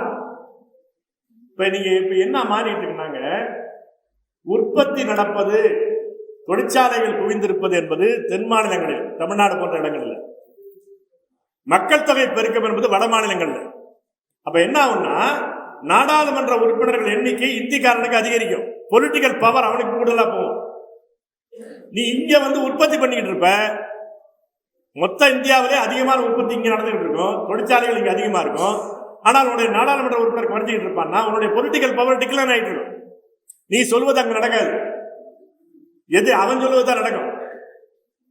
இந்த ஜிஎஸ்டி வச்சிருக்கிறான்னா இவர் என்ன பண்ணிட்டு இருக்கிறார் ஸ்டாலின், எல்லா மாநில முதலமைச்சர்களையும் கூட்டி நான் ஜிஎஸ்டி எதிர்க்க போறேன், வரமாட்டான். ஏன், இந்தி மாநிலத்துக்காரன் இந்த ஜிஎஸ்டி பணத்தின் பயனாளி. இந்த ஜிஎஸ்டி பணத்தை எடுத்துட்டு போறாங்க இந்திய அரசாங்கம், அந்த தொகை எங்க போகுது? உத்தரப்பிரதேச டனல் அமைக்கிறான், 1000 கோடி ரூபாய், 1000 கோடி ரூபாய் டனல், அது அந்த மலைக்குள்ள குடைஞ்சி ரயில் பாதை போடுறான். இந்த 1000 கோடி ரூபாய்க்கு உத்தரப்பிரதேச வருமானமே கிடையாது. அந்த பணம் எங்கிருந்து போகுது? இங்கிருந்து போகுது. இங்கிருந்து எப்படி போக முடியும்? இந்த மாநிலத்திற்கு அதிகாரம் அந்த மாநிலத்துக்கு சமமா அதிகாரம் சொன்னா இங்கிருந்து எடுத்துட்டு போயிட முடியாது. அந்த அதிகாரம் இந்திய அரசுக்கு கையில போயிட்டதுனால இந்த மத்திய அரசு சொல்றோம்ல, இந்த மத்திய அரசுங்கிற வார்த்தைகளை பயன்படுத்தாதீங்க. இது இந்திய அரசு. அவன் என்ன மத்தி, நான் என்ன ஓரம், இதெல்லாம் பார்க்க வேணாமா? அவர் சென்டர், நான் பெரிஃபெரிய, அவர் மத்திய அரசு. நம்ம அப்படின்னாலே என்ன ஆயிடுதுன்னா அவன் மேலானவன் நான் கீழானவன் ஒரு மன ரீதியா ஏத்துக்கிறீங்கன்னு அர்த்தம். இது ஒரு உளவியல் கட்டமைப்பு. இது அவர் மத்திய அரசாங்கம், இவருக்கு மாநில அரசாங்கம்னா அவர் மேல நான் கீழே அர்த்தம். அப்ப அந்த அப்படி ஒரு உளவியல் நின்று நான் மாநில சுயாட்சி பேசுகிறேன்னா பிச்சை தான் கேட்பேன். நான் ஒரு தாயகம், நீ இந்தியா என்பது பிறப்பதற்கு முன்னால் தமிழ் தேசம் உண்டு. பரிபாடல்ல பாடுறான் தமிழ்நாடு, பரிபாடல் பாடின போது இந்திங்கிற மொழியே கிடையாது, சமஸ்கிருதங்கிற மொழி அப்பதான் உண்டாக்கிட்டு இருக்கான். இப்ப இன்னைக்கு நம்ம சதீஷ் சொன்னாரு, நம்ம இப்ப இந்தியாவுக்கு நம்ம என்னன்னா நம்ம தனித்தனியா புரிஞ்சுக்கிறோங்க. கீழடியில அகழ்வாய் நடந்திருக்கு. இப்ப அவர் பேசினார், பார்த்தா ஹிஸ்டரி கிளாஸ் நடத்துற மாதிரி தெரிஞ்சுக்கணும். இதோ வந்துட்டாரியா ஒரு வரலாறு ஆசிரியர் நினைச்சிருப்பீங்க. அதற்கு இந்திய அரசியலமைப்பு சட்டத்திற்கு தொடர்பு. இந்தியாவை பாரதம் சொல்றாங்க. இந்திய அரசியலமைப்பு சட்டத்தில் என்ன சொல்றான், இந்தியா தட் இஸ் பாரத். நீங்க தமிழ்ல சொன்னீங்கன்னா, நீங்க இங்கிலீஷ்ல சொன்னீங்கன்னா நான் ஸ்டேட் பேங்க் ஆஃப் இந்தியா, அதே தமிழ்ல எழுதினீங்கன்னா பாரத ஸ்டேட் வங்கி எழுதுனால. இப்ப நம்ம ஊர்ல ஒரு எடப்பாடின்னு ஒருத்தர், அவரு அப்படியே வாய் ஒழுக ஒழுக பேசுவார். பாரத பிரதமர் மோடின்னு, பாரத அமைச்சர் அமித்ஷா, இந்த பாரதம் அப்படியே ஒழுங்க வரும். இது அதனுடைய பொருள் தெரியுமா உனக்கு? எதற்காக அதை வைத்தான் தெரியுமா? அரசாங்க சட்டத்தில் என்ன பேசினான்னு தெரியுமா? இன்றைக்கு இந்த கீழடி பிரச்சனைக்கும் அதுக்கு தொடர்பு உண்டு, சிவகலைக்கும் அதற்கும் தொடர்பு உண்டு. ஏங்க அவன் தவிக்கிறான்? எங்க ஒரு பொருள் கிடைச்சிச்சு, அதை போய் கார்பன் டேட்டிங்க்கு அனுப்புறான். அனுப்பின உடனே இவ்வளவு வருஷம்னு சொல்லிடுச்சு, முடிஞ்சு போச்சு. யார் என்ன அமர்நாத் ராமகிருஷ்ணன் அவரா எழுதுறாரு, ஸ்டோரி எழுதுறாரு. அவரு லேபுக்கு அனுப்புனாரு, ஒரு லேபுக்கு 3 லேபுக்கு அனுப்புனாரு. 3 லேப்லையும் ஒரே வருஷம் சொல்லிட்டான். ஐயா அந்த 580 வருஷம் கிறிஸ்துவுக்கு முன்னால் 580 வருஷத்துல இந்த கீழடியில் இருந்ததெல்லாம் கிடைச்சிச்சு. ஒரு ஒழுங்கமைக்கப்பட்ட கால்வாய் வச்சிருக்காங்க. நீங்க வந்து பாத்ரூம் கட்டி குடிச்சிருக்கிறாங்க. இப்ப நமக்கே நடுவில் மறந்துட்டோம்ல.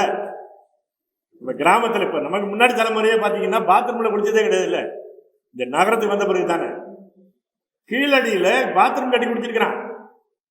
நம்ம ஊர் மாதிரி அந்த நம்ம ஊர்ல இருக்குல்ல நகர்னு வச்சிருப்பான் பாத்தீங்களா, அந்த நகரத்துக்கு ஒட்டி இருப்பான், அதுக்கு பேர் நகர்னு வச்சிருப்பான். அதெல்லாம் எக்ஸ்டென்ஷன் ஏரியா. அதுலதான் நீங்க தண்ணி வெளியே போறதுக்கு வழியே இருக்காது. அவன் அடுத்த வீட்டுல பிளாட் காலி பிளாட் இருக்குன்னு அதுல குழாய விட்டுருவான். இவருடைய பாத்ரூம் தண்ணியெல்லாம் அங்கதான் போகும். ஆனால் அவன் கீழடியில 3 வகையான குழாய் வச்சிருக்கான். சுட்ட மண்ணால குழாய், மேல ஒரு குழாய், அந்த குழாய் இல்லாம சில இடங்கள்ல திறந்து வச்சு ஒரு அறை இதாக வச்சு பிறை மாதிரி வச்சு அது ஒன்று மேல ஒன்று கோத்து, இப்போ இந்த சாக்கடை ஓப்பன் சாக்கடை இருக்குல்ல அது மாதிரி புதைக்குழி சாக்கடை வச்சிருக்கான். இந்த பிரச்சனை ஏன் அவன் தவிக்கிறான்? சரி, இது இருக்கு, இதை வந்து பொருள்லாம் அனுப்புனாரு, கார்பன் டேட்டிங்ல அனுப்புனாரு. கார்பன் டேட்டிங் என்பது இந்த அதை அந்த கார்பன் தான் அனுப்பி அதனுடைய கதிரியக்க கார்பனை அனுப்பி அதனுடைய வயசை கண்டுபிடிக்கிறது. அவ்வளவுதான். அது ஏன் ஏற்றுக்க மாட்டேங்கிறான்? இவங்க என்ன பிரச்சனைனா, இந்தியாவுக்கு பாரதம்னு பேர் வச்சிருக்கிறான்ல, இந்த பாரதம் என்று பேர் வைத்திருப்பது வேத நாகரிகம் தான் தலைமை நாகரிகம். அதற்கு பிறகு அங்கிருந்து கற்றுக்கொண்டதுதான் தென்னாடு என்பதை வைத்துத்தான் பாரதம் என்று வைத்திருக்கிறான். இப்ப நான் அந்த நீங்க இதுக்கும் அரசியலமைப்பு சட்டத்துக்கும் சம்பந்தம் இருக்குன்னு நமக்கு புரிஞ்சுக்கிறதே கஷ்டம். அந்த விஷயத்தை கூட நான் படிக்கிறேன் பாருங்க. இந்திய அரசியலமைப்பு சட்டத்தினுடைய அவையில இங்க மாரிமுத்து சொன்னாருன்னா அது ஃப்ராடு, உருவானதே ஃப்ராடுன்னு சொன்னாருன்னா வருத்தத்தில் சொல்றது இல்லை, கோபத்தில் சொல்றது இல்லை, உண்மையை சொல்றான். அவன் என்ன பண்றான்னா, இந்த பாரதம் என்பது என்ன, எங்கெல்லாம் சனாதனம் இருக்கிறது. ஏங்க உதயநிதி ஒன்றுமே புரியாம சனாதனம் எடுத்துட்ட பிறகு ஏன் அவன் துணிக்கிறான்? உதயநிதிக்கு ஒன்றும் தெரியாதுன்னு அவனுக்கு தெரியாது. நீங்க உண்மையில என்ன தெரியுமா, நான் பார்த்துருக்கிறேங்க, நீங்க வந்து டெல்லிக்கு போய் அரசியல் வட்டாரத்தில் பேசுனீங்கன்னா ஒரு திமுக கருணாநிதியே பெரிய தமிழ் தீவிரவாதின்னுவான். நமக்கு ஆச்சரியமா இருக்குது. இவரை சொன்னாலும் நம்மளால என்ன சொல்லுவான், பிடிச்ச தூக்கில போட்டுருவான். அவரை தமிழ் தீவிரவாதின்னு. அதனாலதான் உதயநிதியை பெரிய முற்போக்குன்னு வச்சுட்டு இருக்கிறான். அவருக்கு ஒன்றும் தெரியாது. அவர் அன்னைக்கு போய் ஸ்கிரிப்ட் எழுதி கொடுத்தது அதை பேசிட்டு வந்துட்டார். சிபிஎம் உடைய மாநாடு அவர் பேச்சு வந்துட்டார்னு வச்சுங்க. இது என்ன, முதல்ல நான் இப்போ ரிவர்ஸில் படிக்கிறேன். இப்போ நீங்கள் வந்து அவர் இந்திய அரசியலமைப்பு சட்ட விவாதத்தில் அம்பேத்கர் என்ன நினைச்சிட்டாருன்னா, அவர் வரைவு குழுவினுடைய தலைவர். இந்த முதல் நம்பர்களை இந்தியா தட் இஸ் பாரத்னு எழுதுனா பார்த்தீங்களா, இந்த சாப்டர் இந்த ஆர்டிகல் 1, இந்த ஆர்டிகல் 1 கடைசியாக தான் கொண்டு வர்றாரு. ஏன்னா மற்றதெல்லாம் ரொம்ப அதிகமாக விவாதிக்க வேண்டிய பொருள், ஆனால் இது ரொம்ப விவாதிக்க வேண்டியிருக்காது, பாசிக்கா தட்டிட்டு போயிடலான்ட்டு அதை முன்மொழிகிறார். அதெல்லாம் மண்டை அடி அடிச்சுக்கிறாங்க. அதாவது என்ன பண்றாங்கன்னா, இந்த இந்திய குடியரசு இப்படி இருக்கும்னு சொல்றாரு. அது என்ன இந்திய குடியரசு, அதெல்லாம் எதுன்ட்டான். அப்பதான் இவருக்கே இப்படி ஒரு சிக்கல் இருக்குன்னு புரியுது. அவன் என்ன சொல்றான்னா, இந்தியான்னு சொல்ற பாரத் தான். இந்தியா என்பது வெளிநாட்டுக்காரன் வச்ச பேரு, பாரத்னு எவன் வச்ச பேரு? ஆரிய புராணம் சொல்லுது. ஆரிய புராணம் தான் இந்தியா கருத்து, அவ்வளவுதானே. இப்ப நம்ம இன்னைக்கு வரல அது இருக்கு பாருங்க. நம்ம பிள்ளைகள்கிட்ட போய் பள்ளிக்கூடத்தில் போய் கேளுங்க, உனக்கு பிடிச்ச சுதந்திர போராட்ட வீரர்கள் 4 பேர் சொல்லுன்னா வரிசையா காந்தி, நேரு, பட்டேல்னு சொல்லுமே தவிர வஉசி பேரே சொல்லாது. ஏன் அப்படின்னா, இந்திய தலைவர்கள் நீ கேட்டுட்ட, இந்தியான்னா அவன் தான். நீங்க கேட்கணும் தமிழ்நாட்டு தலைவர்கள் கேட்டீங்கன்னா சொல்லுவான். அது மாதிரி வரலாற்று புத்தகத்தில் பார்த்தீங்கன்னா இந்திய வரலாறுன்னு சொன்னீங்கன்னா வேத நாகரிக வரலாறு சொல்லி நடப்பான தவிர இந்திய பேரரசு அப்படின்னா குப்த பேரரசுன்னு எழுதுவான். ஏன் ராஜேந்திரன் ஒருத்தர் இருந்தான், அவன் கடல் படை நடத்தினான், அது தெரியாது. அப்படி என்னன்னா, இந்தியா என்றாலே அது வட இந்தியா, இந்தியா என்று சொன்னாலே அது அந்த இந்த ஆரிய புராணங்கள், இதுதான் இந்திய அரசியலமைப்பு சட்டத்தில் எழுதுறான். அதனால என்ன பண்ணிட்டான்னா, பாரத் என்பது தான் வைக்கணும் அப்படின்னு வரிசையா. நீங்க வந்து ஃபார்வர்ட் பிளாக்னு சொல்றது, ஃபார்வர்ட் பிளாக்னா நம்ம இங்கே நம்ம தேவர் கட்சி நினைச்சிட்டு இருக்கிறோம், அப்படி இல்லை. மேற்கு வங்காளத்தில் இருக்குது, அது வந்து நேதாஜி உருவாக்கின கட்சி, அது இடதுசாரி கட்சிம்பாங்க. இன்னைக்கும் அந்த இடதுசாரி முன்னாடியெல்லாம் மந்திரியாலாம் இருந்தவங்க. அவங்க அவரெல்லாம் பேசுறாரு, HV காமத்துன்னு பேசுறாரு. நீ இந்தியா பாரத் தான் சொல்லணும், இந்தியாங்கிற பேர் எடுத்து நிறைய பேசுறாங்க. நிறைய அது இருக்குன்னு வச்சுங்க. நம்ம கோவிந்த வல்லப பத்துன்னு ஒருத்தர் அவர் பேசுறாரு. பின்னால கமலாபதி திரிபாதின்னு காங்கிரஸ் கட்சியினுடைய தலைவராக இருந்தார், பெரிய மனுஷன். அவர் அரசாங்க அவையில் இருந்தார். அவர் தான் பேசுறாரு, நீங்க இந்தியாவை பாரத் தான், இந்தியாவில் எழுதக்கூடாது, பஞ்சாயத்தா தான் இந்தியா தனிச்சு பாரத்னு வருது. இந்த பாரத்துங்கிறது எங்கேருந்து எடுத்தாங்க அதுதான் நான் சொல்ல வரேன். அவர் பிபின் சந்திர பால், உங்களுக்கு எல்லாருக்கும் தெரியும், வரலாறு புத்தகத்தில் படிப்போம். ஒரு சோல் ஆஃப் இந்தியான்னு அது வெறும் புத்தகம் இல்லை, இந்திய சுதந்திர போராட்டத்தை வழிநடத்திய ஒரு நூல். பிபின் சந்திர பாலை கைது பண்ணி வெளியே விடும்போது தான் வஉசி அவருக்கு வரவேற்பு நிகழ்ச்சி நடத்தணுங்கிறது தான் உள்ள போட்டாங்க. அவர் கோரல் மில் ஸ்ட்ரைக் நடத்தினாரு, அதுலதான் அவர் உள்ள போடல. அவர் பிபின் சந்திர பாலுக்கு சென்னையில வரவேற்பு நடத்தணும் அப்படின்னு தூத்துக்குடியில தீர்மானம் போட்டார். அதற்காகத்தான் அவரை 40 வருஷம் ஜெயிலுன்னு கொடுத்தான். அந்த பிபின் சந்திர பால் அவர் என்ன எழுதுறாரு, ஆரிய மக்களான, அதாவது மொத்த நாடு இந்திய நாடு ஆரிய மக்களான நமது நாட்டிற்குரிய சொந்தமான பெயராக இருந்தும் இப்போது தொடர்வதும் பாரத வர்ஷா என்ற பெயர் தான். ஒட்டுமொத்த தமிழ்நாடு உட்பட எல்லாத்துக்கும் பாரத வருஷம் பேர் வைக்கிறார். அதுதான் இருக்கு. முகமதிய பேரரசு காலத்தில் ஒரே மையப்படுத்தப்பட்ட அரசின் கீழ் பல்வேறு மொழி சாதி சமூகங்களை ஒருங்கிணைத்தது பாரத வருஷம் என்ற தேசமாக, பாரத வருஷம் இதை ஒரு தேசமாக தங்களை விரிவான பகுதி என்று மக்கள் உணர்வதற்கு இது உதவி செய்தது. ஏன்னா இந்த முகலாய பேரரசு கீழ் தான் தமிழ்நாட்டை தவிர மற்ற பகுதி எல்லாமே ஒட்டுமொத்த இந்தியா என்பது ஒரு டெரிட்டரி, ஒரு ஆட்சி பகுதியாக வந்தது முகலாய ஆட்சி கீழ் தான். அதற்கு முன்னால் அப்படி கிடையாது. அப்படி வந்ததற்கு இப்போ ரொம்ப நீண்ட காலமா இருக்கு, 400-500 வருஷமா அந்த முகலாய ஆட்சி இருக்குது. அதை எதிர்த்து போராடியவர்கள் என்ன பண்ணாங்கன்னா, மக்களை திரட்டுவதற்கு அல்லது அரசர்களை திரட்டுவதற்கு இவங்களுடைய மகாபாரதம் புராணங்களை பயன்படுத்தினாங்க. மிலேச்சர்கள் முஸ்லீம்களுடைய ஆட்சி விட்டது. ஏன்னா அந்த முஸ்லீம் ஆட்சிகள் பல பேரை மத மாற்றமும் செய்யறாங்க. அதனால என்ன பண்றாங்கன்னா, இவங்க முஸ்லீம் ஆட்சியை எதிர்த்து மக்களை திரட்டுவதற்கு இந்த மகாபாரதம் ராமாயணம் என்பதை பயன்படுத்துறாங்க. நமக்கு நீண்ட காலமா இருப்பது என்ன, ராமேஸ்வரத்தில் இருக்கிறவன் காசிக்கு போவான், காசியில் இருக்கிறவன் ராமேஸ்வரம் வருவான், சாமி கும்பிடுவான். இதை வச்சுக்கிட்டு அவன் ஒண்ணுங்கிறான். இப்ப நீங்க ஒரே விஷயத்த பாருங்க, இவர் மெக்காவை நோக்கி தொழுதாருன்னு வச்சுங்க, முஸ்லீம் அவன் பார் தேச விரோதி, நம்மலாம் கிழக்க பார்த்தோம்னா அவன் மேற்க பார்க்கறான் பார் அப்படின்னு பேசுவான். ஆனா அதே ஆள் என்ன சொல்றான்னா, ராமேஸ்வரத்திலிருந்து காசிக்கு போனா நம்மலாம் ஒரு நாடு. எப்படி ஒரு வழிபாட்டை வச்சு எப்படி சொல்ல முடியும்? வழிபாடு என்பது ஒரு தத்துவம். இந்த வழிபாட்டு மதம் என்பதற்கு அது ஒரு தத்துவம். இந்த தத்துவம் மொழி கடந்து போகும். அது எந்த தத்துவமா இருந்தாலும் மார்க்சியமா இருக்கலாம், மற்றதா எதுவா இருக்கலாம், மொழி கடந்து போகும். அதை வைத்துக் கொண்டு நீங்க ஒரு நாட்டை அமைச்சிட முடியாது. அதை வைத்துக் கொண்டு ஒரு நாடுன்னு சொல்றான். அதற்கு என்ன ஒரே விஷயம், அந்த முகமதியர் ஆட்சி காலத்தில் ஒரே நாடா இருந்துச்சு, அப்ப நாம எல்லாம் ஒன்னா ஆயிட்டோம். அதே உணர்வின் கீழே இப்போது ஒன்னா இருக்கிறோம். அப்படி சொல்லப்பட்ட காலத்தில் தமிழ்நாடு அந்த மேப்புக்குள்ளே கிடையாது, எப்பயுமே கிடையாது. அதனாலதான் நீங்க எப்பயுமே என்ன பண்ணுவான்னா, இந்தியாங்கும் போது அவன் இந்தியா நாம பேசிக்கும் போது வட இந்தியாவை பேசிக்குவான். இங்க நம்மளை பத்தி பேசணும்னா தக்காணம் தென்னிந்தியா அப்படின்னு பேசினா நம்மளை பத்தி பேச முடியும். ஏன்னா அந்த உளவியல் நம்ம வெளியில இருந்தோம். இப்ப இதை தான் அவன் உண்டாக்கி பாரதங்கிறான். இதற்கு இடைஞ்சல் கீழடி, சிவகலை அதற்கு இடைஞ்சல்.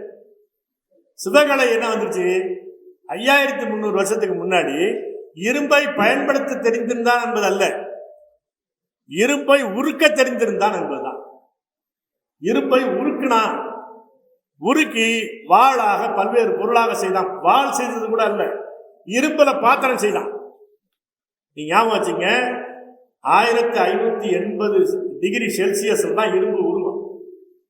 1580 டிகிரி செல்சியஸ் வெப்பம் பண்ணாதான் இரும்பு உருகும். அந்த இரும்பை உருக்கி ஒரு பாத்திரம் செய்யறான்னா, அந்த 1580 டிகிரி செல்சியஸ்ல உருகாத ஒண்ணு பாத்திரத்தில் அது ஊத்துனாதான் அது நிற்கும். புரியுதா உங்களுக்கு? ஒரு மோல்டு வேணும்ல, அந்த மோல்டு கூட தானே இந்த இந்த இரும்பு குழம்பை உருக்கினதை ஊத்த முடியும். அந்த குழம்பை ஊத்துனா அந்த பாத்திரம் இருக்குல்ல, அது 1580 டிகிரி செல்சியஸ்லயும் உருவக்கூடாது, வெடிக்க கூடாது. அதை 500-300 வருஷத்துக்கு முன்னாடி செஞ்சு வச்சிருக்கிறான். இது எப்படி டேலி ஆகுது? பரிபாடல்ல சொல்றான். இப்ப நம்ம அந்த பழைய இரும்பு உருக்கிறவங்களை பார்த்தீங்கன்னா அந்த பெல்லோன்னு வைப்பான். நீங்க அந்த ஒரு துருத்திமாங்கல்ல காலத்தை மேய்ச்சிக்கிட்டே இருப்பான், பம்ப் பண்ணி மேய்ச்சிக்கிட்டே இருப்பான்.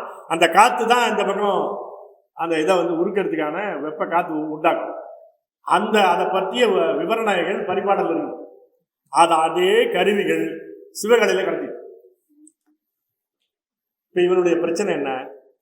இரும்பு காலம் என்பது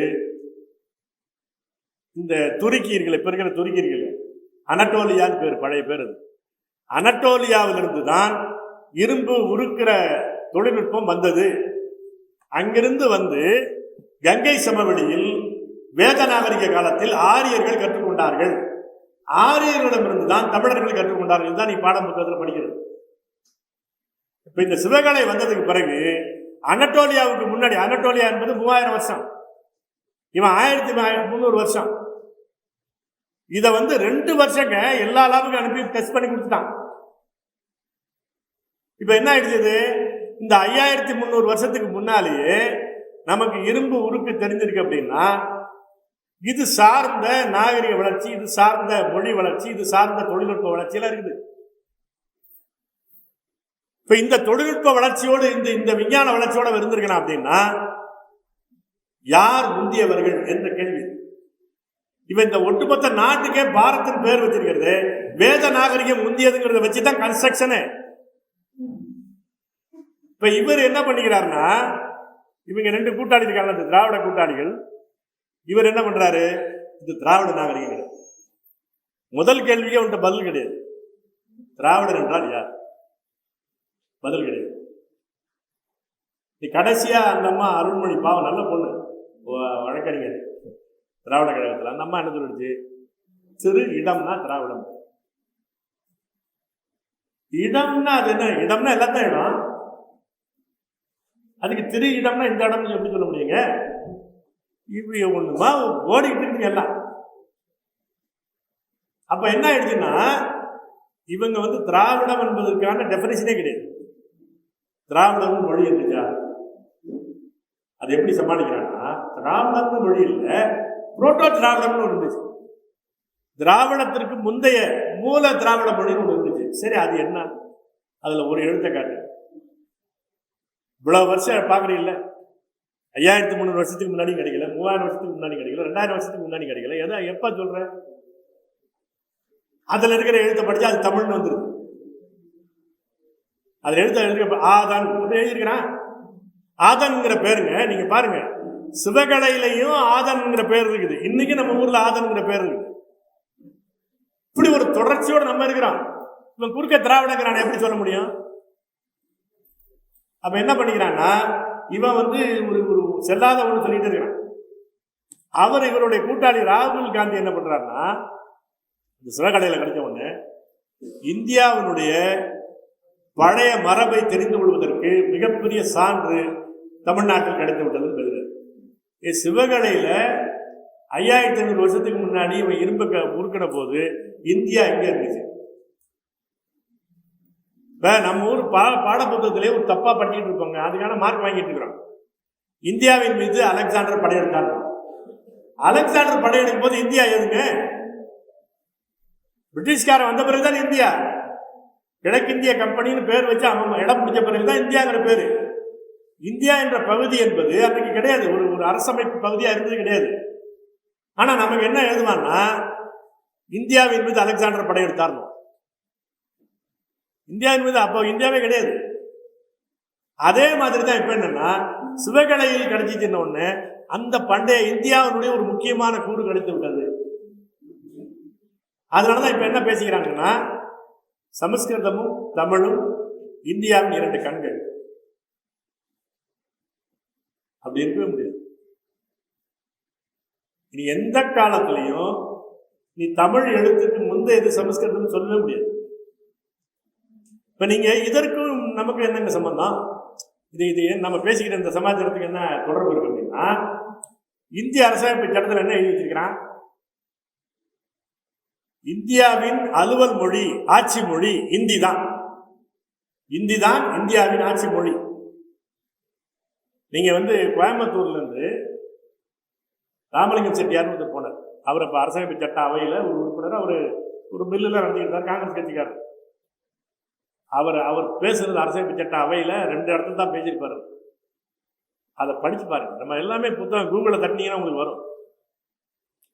கதர்றாரு, இந்த அரசமைப்பு சட்ட அவை கூட்டத்துக்காக நான் டெல்லிக்கு போகிறேன்.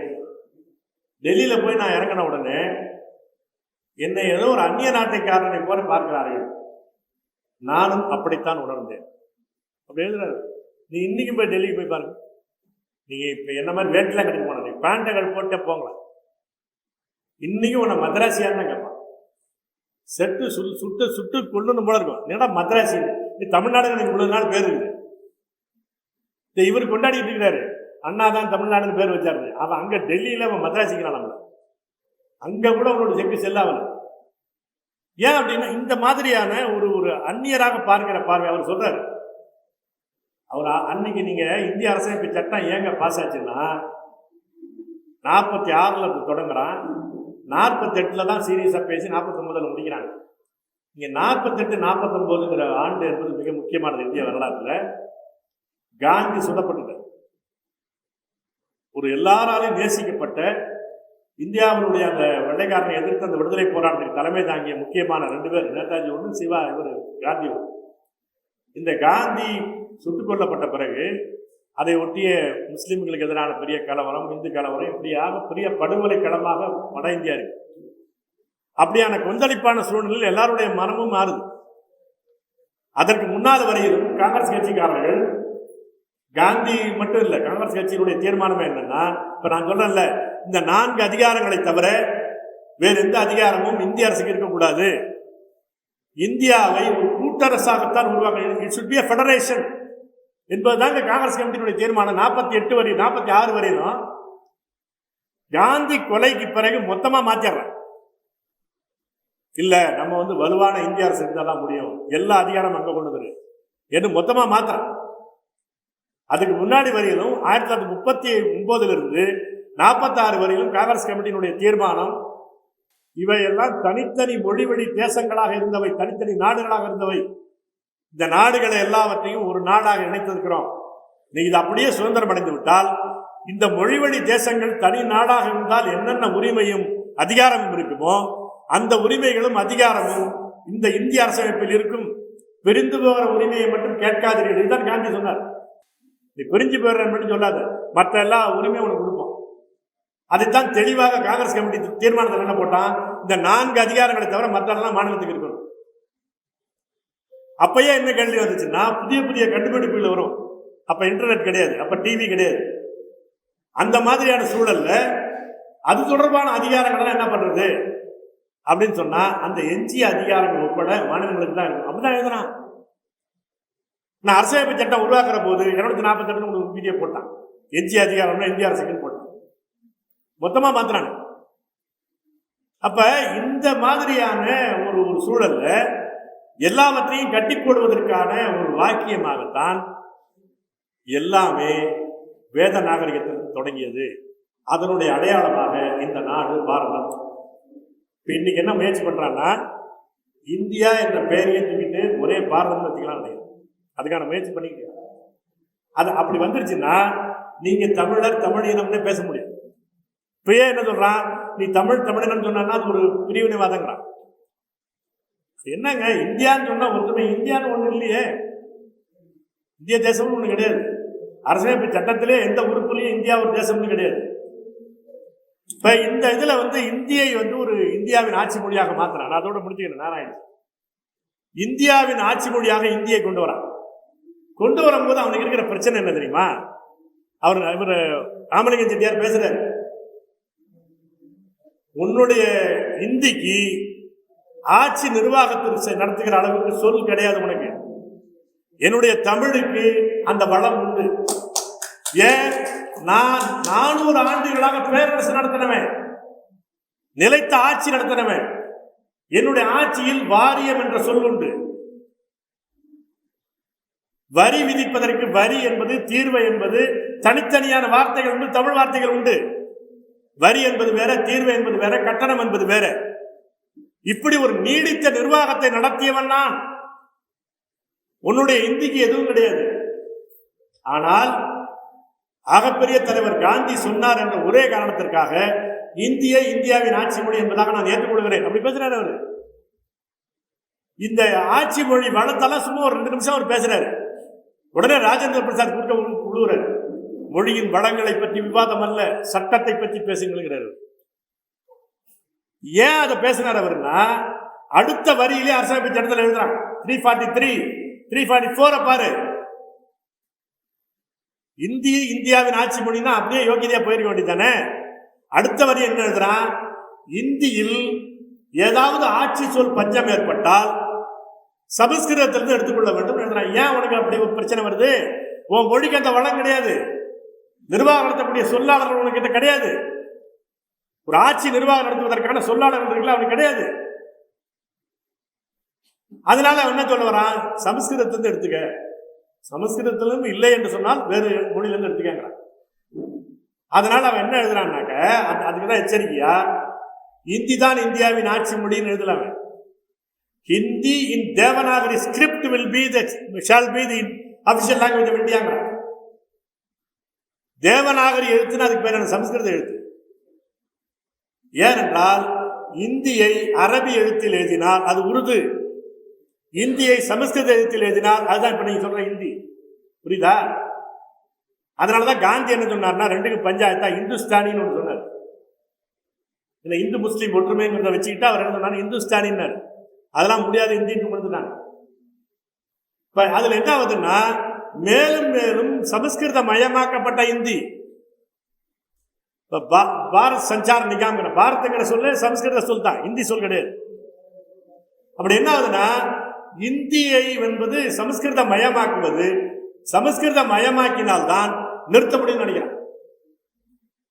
இப்ப நீங்க உன்னுடைய மொழி ஆட்சி மொழி கிடையாது, உன்னுடைய தாயகம் ஏற்கனவே இப்போ ரொம்ப கார்த்திக் சொன்னார், இடமாவன் கார்த்திக் சொன்னார், இந்த மாநில தமிழ்நாடு என்பதையே இல்லாமல் செய்தலாம். நாடாளுமன்றத்தில் ஒரு சிம்பிள் மெஜாரிட்டி தீர்மானம் நிறைவேற்றினா இந்தியிலிருந்து தமிழ்நாடு கிடையாது, இதை ஆந்திராவோட சேர்க்கிறேன், இதை கேரளாவோட சேர்க்கிறேன், இதை கர்நாடகாவோட சேர்க்கிறேன்னு முடிச்சுட்டாங்க, முடிஞ்சு போயிடுச்சு. ஒன்னுட்ட கேட்கணும்னு அவசியமே கிடையாது. நம்ம தமிழ்நாட்டுக்கிட்ட ஒரு வார்த்தையை கேட்கணும்னு அவசியம் கிடையாது. சாட்சி என்ன, காஷ்மீர் தான். காஷ்மீர் க்ளோஸ் பண்ணிட்டாங்க.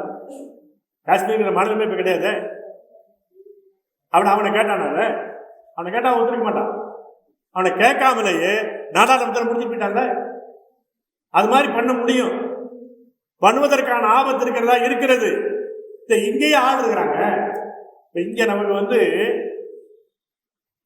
தமிழர்கள் போக்கிரிகள், தமிழர்கள் பிச்சைக்காரர்கள் அப்படின்னு சொன்னீங்கன்னா எவனும் கோவப்பட மாட்டான். கவுண்டர்கள் பிச்சைக்காரர்கள் வந்துடுவான், வன்னியர்கள் பிச்சைக்காரன் வந்துடுவான், நாடார்கள் பிச்சைக்காரன் வந்துடுவான். தமிழன் எல்லாத்தையும் சேர்த்து வர மாட்டான். அப்படியான சூழல் இருக்குது. இதை பயன்படுத்திக்கிட்டு அவன் என்ன பண்றான்னா, இங்க ஒரு ஆளை பிடிக்கிறான். கொங்கு நாடு அது தனி மாநிலம், வட தமிழ்நாடு அதுக்கு ஒரு ஜாதி தலைவர், அது ஒரு கட்சி தலைவராக இருப்பார், அவர் ஒரு மாநிலம். தென் தமிழ்நாடு இன்னொரு மாநிலம். அவர் என்ன நினைச்சிட்டு இருக்கிறாரு, எண்ணிக்கையில ஒப்பீட்டளவில் அதிக எண்ணிக்கை உள்ள ஒரு சாதி இருக்குல்ல, அந்த சாதியை சேர்ந்த தானோ தன்னுடைய மகனோ மகளோ மருமகளோ முதலமைச்சராகலாம் நினைக்கிறாரு. வரவே முடியும். நீ ஒரே ஒரு வாதத்துக்கு யோசிச்சு பாருங்க. கொங்கு நாடு என்பது இப்போ இந்த மதுரை, இந்த கோயம்புத்தூர், ஈரோடு, இந்த சேலம் வரல இருக்கிற பெல்ட் இருக்குல்ல, தர்மபுரி, இது எல்லாத்தையும் கொங்கு நாடுன்னு தள்ளிட்டீங்கன்னு வச்சுங்க. அதுல தனித்தனியா சாதியா இருக்கலாம். நம்ம ஹிந்திக்காரன் ஒரே பிளாக்கா போடுவான், ஒரு ஜாதி போலே ஓட்டு போடுவான். நீ முதலமைச்சராக வரவே முடியும், அவன் தான் வரும். கொங்கு நாடு தனி மாநிலம் ஆயிடுச்சுன்னா தமிழ் சாதியை சேர்ந்த எவனும் முதலமைச்சராக வரமாட்டான், இந்திக்காரன் தான் வருவான். விட்டு பாரு, அப்பதான் தெரியும் உனக்கு. வர முடியாது. இப்பயே கூடலூரை தனி யூனியன் பிரதேசமா மாறுன்னு கேட்டு இருக்கிறான்ல, இந்தியா தமிழ்நாடுலாம் இருக்க முடியாதுன்னு பேசிட்டு இருக்கிறான்ல. ஈரோடு உள்ள போய் இந்திரா நகர் ஒரு பகுதி இருக்கு, உள்ள போய் பாரு, ஒரே கடுகு எண்ணெய் ஸ்மெல் தான் இருக்கு. ஒரே இந்தி பாட்டா போட்டுருப்பான், எங்க பார்த்தாலும் பான்பராக்கு வச்சுட்டு போய் வச்சிருப்பான். அது தமிழ்நாட்டிலே இல்லை. அது இந்திரா நகர்னு பேரு, ஈரோடு உள்ள இருக்கு. நீ அங்க உள்ள போய் தமிழ்ல பேசினாலே ஒன்னு அந்நியனா பார்ப்பான். நம்ம ஊர்லயே பாக்கெட் பாக்கெட்டா மாறிக்கிட்டு இருக்குது. இவர் கொங்கு நாடு தனி, அவன் வடநாடு தமிழ்நாடு தனி, தமிழ்நாடு தனின்னு போயிட்டீங்கன்னா எல்லா இடத்துலயும் நீ வர முடியாது. ஏன்னா நம்ம கிட்ட இருக்கிற பிரச்சனை என்ன, இப்ப எண்ணிக்கையில கிட்டத்தட்ட சம எண்ணிக்கை உள்ள ஜாதிகள் இருக்குன்னு வச்சுங்க. இப்ப நீங்க நம்ம மெக்கானிசத்தை பாருங்க. இபிஎஸ் ஓபிஎஸ் ஒன்னா இருக்க முடியலையே, கொஞ்ச நாள் இருந்தாங்க. ஏன் இல்ல? இபிஎஸ்ஐ தலைவரா ஓபிஎஸ் ஏத்துக்க மாட்டாரு. வெறும் ஈகோ அல்ல, இந்த சாதி அந்த ஜாதி ஒண்ணுக்கு ஒண்ணு தலைவரா ஏத்துக்காது. நீனு வேணா நானும் வேணா ஜெயலலிதா இருந்து போட்டு வந்துடுவான். எப்படி இவரு விஜயகாந்த் தலைவரை ஏத்துக்கிட்டான்? நீனு வேணா நானும் வேணாம். சம எண்ணிக்கை, கிட்டத்தட்ட சம எண்ணிக்கை உள்ள ஜாதி இருக்கிறான் பாத்தீங்களா, அவன் இன்னொருத்தனை தமிழ் ஜாதியையே அவன் ஏத்துக்க மாட்டான். அதுக்கு பதிலா நீனு வேணா நானும் வேணாம், அவன் இன்னொரு மொழியா இருந்தாலும் எழுதுக்கு போட்டோம், இப்படிதான் வருவான். அதனால நீங்க வேறு வேறு மொழி இந்த வெவ்வேறு பகுதியை நீங்க மூணா பிரிச்சுட்டீங்க அப்படின்னா நம்மளால 3 முதலமைச்சர் தமிழ்நாடு கிடைப்பாங்க, கிடைக்க மாட்டான். இன்னொன்னு வச்சுங்க, இன்னொரு வாதம் நான் சொல்றேன். 3 முதலமைச்சர் தமிழ்நாடு கிடைப்பதும் இந்திக்காரனுக்கு இப்பயே 10 மாநிலம் இருக்குது, 2 ஒண்ணா கிடையாது. இந்திக்காரனுக்கு 10 மாநிலம் போல அல்ல தமிழர்களுக்கு 3 மாநிலம் பிரிப்பது. 3 முதலமைச்சர் வர முடியாது. சரி வந்தாலும் வச்சுக்க, 3 பேர் தமிழர்கள் முதலமைச்சர் வந்தாலும் கூட இந்திக்காரனுக்கு என்ன, அவனுடைய ஆட்சி மொழி அந்த மாநிலத்திலும் இந்தி தான், டெல்லியிலும் இந்தி தான். அவனுக்கு 2 இடத்துல சப்போர்ட் இருக்கு. இங்க நீ என்ன பண்ணுவ, இங்க நீனு இல்ல அவனு இருக்க மாட்டான், அவன் அங்க அவனுக்கு இல்ல. இப்ப நீ 3 முதலமைச்சர் வர முடியாதுங்கிறது ஒண்ணு, வந்தாலும் அது பலம் அல்ல. தமிழ்நாட்டை 3ஆ பிரிச்சுட்டா உனக்கு பலம் கிடையாது. அது தமிழர் தாயகம் என்பது ஒன்றாக இருப்பது தான் நமக்கு பலமே. இன்னொன்னு என்ன, இப்ப இன்னைக்கு வந்த உடனே அவனுக்கு என்ன பண்ணிடுறாங்கன்னா ஆதார் கார்டு கொடுத்துட்றான். இந்திக்காரனெல்லாம் வந்த உடனே ஆதார் கார்டு வாங்கிடுறான், அப்புறம் ரேஷன் கார்டு வாங்கிடுறான், அதன் பிறகு என்ன வாக்காளர் அட்டை வாங்கிடுறான். வாக்காளர் அட்டை வாங்கின உடனே நம்மால் என்ன பண்ணிக்கிறான்னா திமுகவில் குஷ்புவை சேர்த்துக்கிறாரு. ஏன்னா இந்தியில பேசி ஓட்டு வாங்கணும்.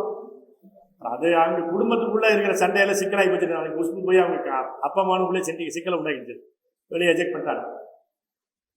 அப்படி கொண்டு தானே. இப்ப நீங்க முரசொலி மாறன் என்ன பண்ணுவார்னா மத்திய சென்னையில ஹிந்தியில ஓட்டு கேட்கிறாரு.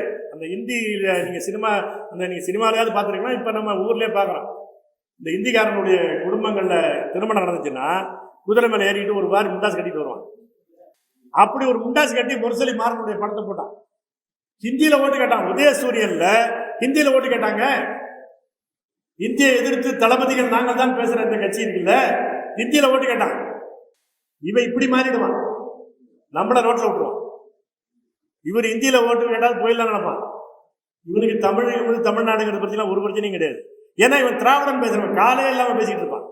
இவனுக்கு மொழியும் கிடையாது, நாடும் கிடையாது, தாயகமும் கிடையாது, வரலாறும் கிடையாது. அதனால ஒரு சௌரியம் அவனுக்கு. நமக்கு அப்படி கிடையாது. இவனை நம்பி நம்ம போனோம்னா க்ளோஸ் பண்ணிட்டு போயிடுவான்.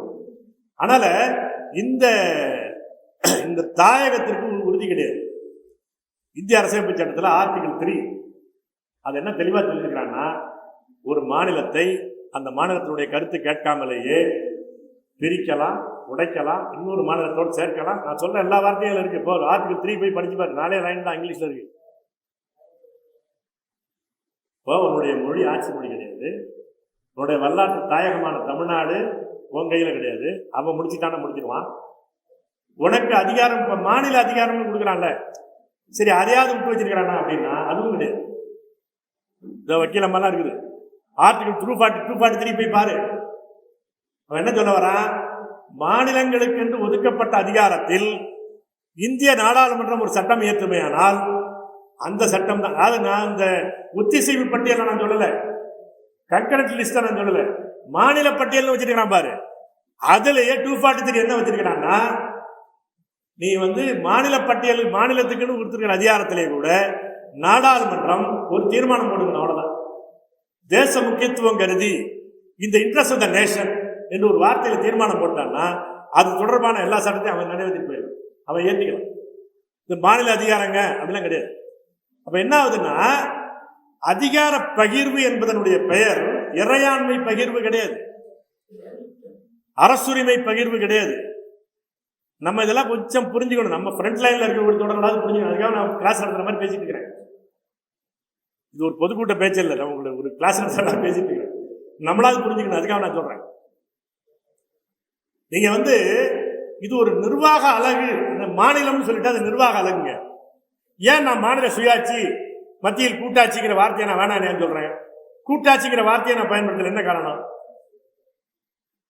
இது ஆட்சி, அது கூட்டாட்சி என்று சொன்னால் அது சம்சா வேலை. இது அரசு. இந்த அரசுகளை சேர்ந்த மொழி வழி தேசிய தாயகங்களுக்கு ஒரு அரசு, பல மொழி பேசுகிற தாயக அரசுகள் சேர்ந்த ஒரு கூட்டமைப்பு, கூட்டரசு. இவ்வளவுதான். அப்ப என்ன அர்த்தம்னா, இந்த அதிகாரம் என்பது என்னிடமிருந்து ஊற்றெடுக்கிறது, உன்னிடமிருந்து எனக்கு கொடுக்கப்படுவதல்ல. புரியுதா? மத்தியிலிருந்து பிரித்து பகிர்ந்தளிப்பதல்ல, என்னிடமிருந்து நான் பகிர்ந்து கொடுப்பேன். ஐ share the sovereignty with you. நீ எனக்கு அதிகாரம் கொடுக்கறதல்ல, என்னுடைய இறையாண்மையில் ஒரு சிறு பகுதியை உன்னோடு கொடுத்து நான் சேர்த்திருக்கிறேன். அவ்வளவுதான். இப்ப நம்ம தனித்தனியா இருக்கிறாங்க, ஆணும் பெண்ணும் தனித்தனியா இருக்கிறோம், கல்யாணத்தில் சேர்ந்துக்கிறோம் அப்படின்னா நம்ம என்ன சொல்ல வரோம்? நம்ம பெரும்பாலும் பெண்ணுங்களுக்கு மட்டும் தான் சொல்லுவோம், ஆணுக்கு சொல்ல மாட்டோம். என்ன சொல்ல வரோம்? பெண்ணு கொடுத்து வாழ கற்றுக்கொள்ளுங்கள். ஏன்? எதை தாங்க கொடுக்கணும்? போகும்போதே உடனே சொல்லிடுறோம்ல. ஏன் அப்படின்னா, ரெண்டு தனித்தனி மனிதர்கள் சேர்கிற போது விட்டு கொடுத்தால் தான் நண்பர்களாக இருக்க முடியும். நண்பர்களாக இருக்க முடியும். நீங்க அப்படியே மோல்ட் ஆகிற மாதிரி ஒரே ஆள் மாதிரி இருப்பானா ஒரு இன்னொரு ஆளு? வெவ்வேறு மனுஷனாக தான் இருப்பான். வெவ்வேறு தேவைகள் இருக்கும், வெவ்வேறு விருப்பங்கள் இருக்கும். ஆனாலும் அவன் சேர்றான். அப்படி சேர்வது என்பது என்ன? இணக்கம். இணக்கம் என்பது என்ன? நானே விரும்பி சில விஷயங்களை கொண்டு கொடுக்கிறது. அதுதான் இணக்கம். இணக்கம் என்பது என்னங்க? இணக்கம் என்பது நானே விரும்பி கொடுப்பது. அது வேறு என்ன? இறையாண்மை பகிர்வு.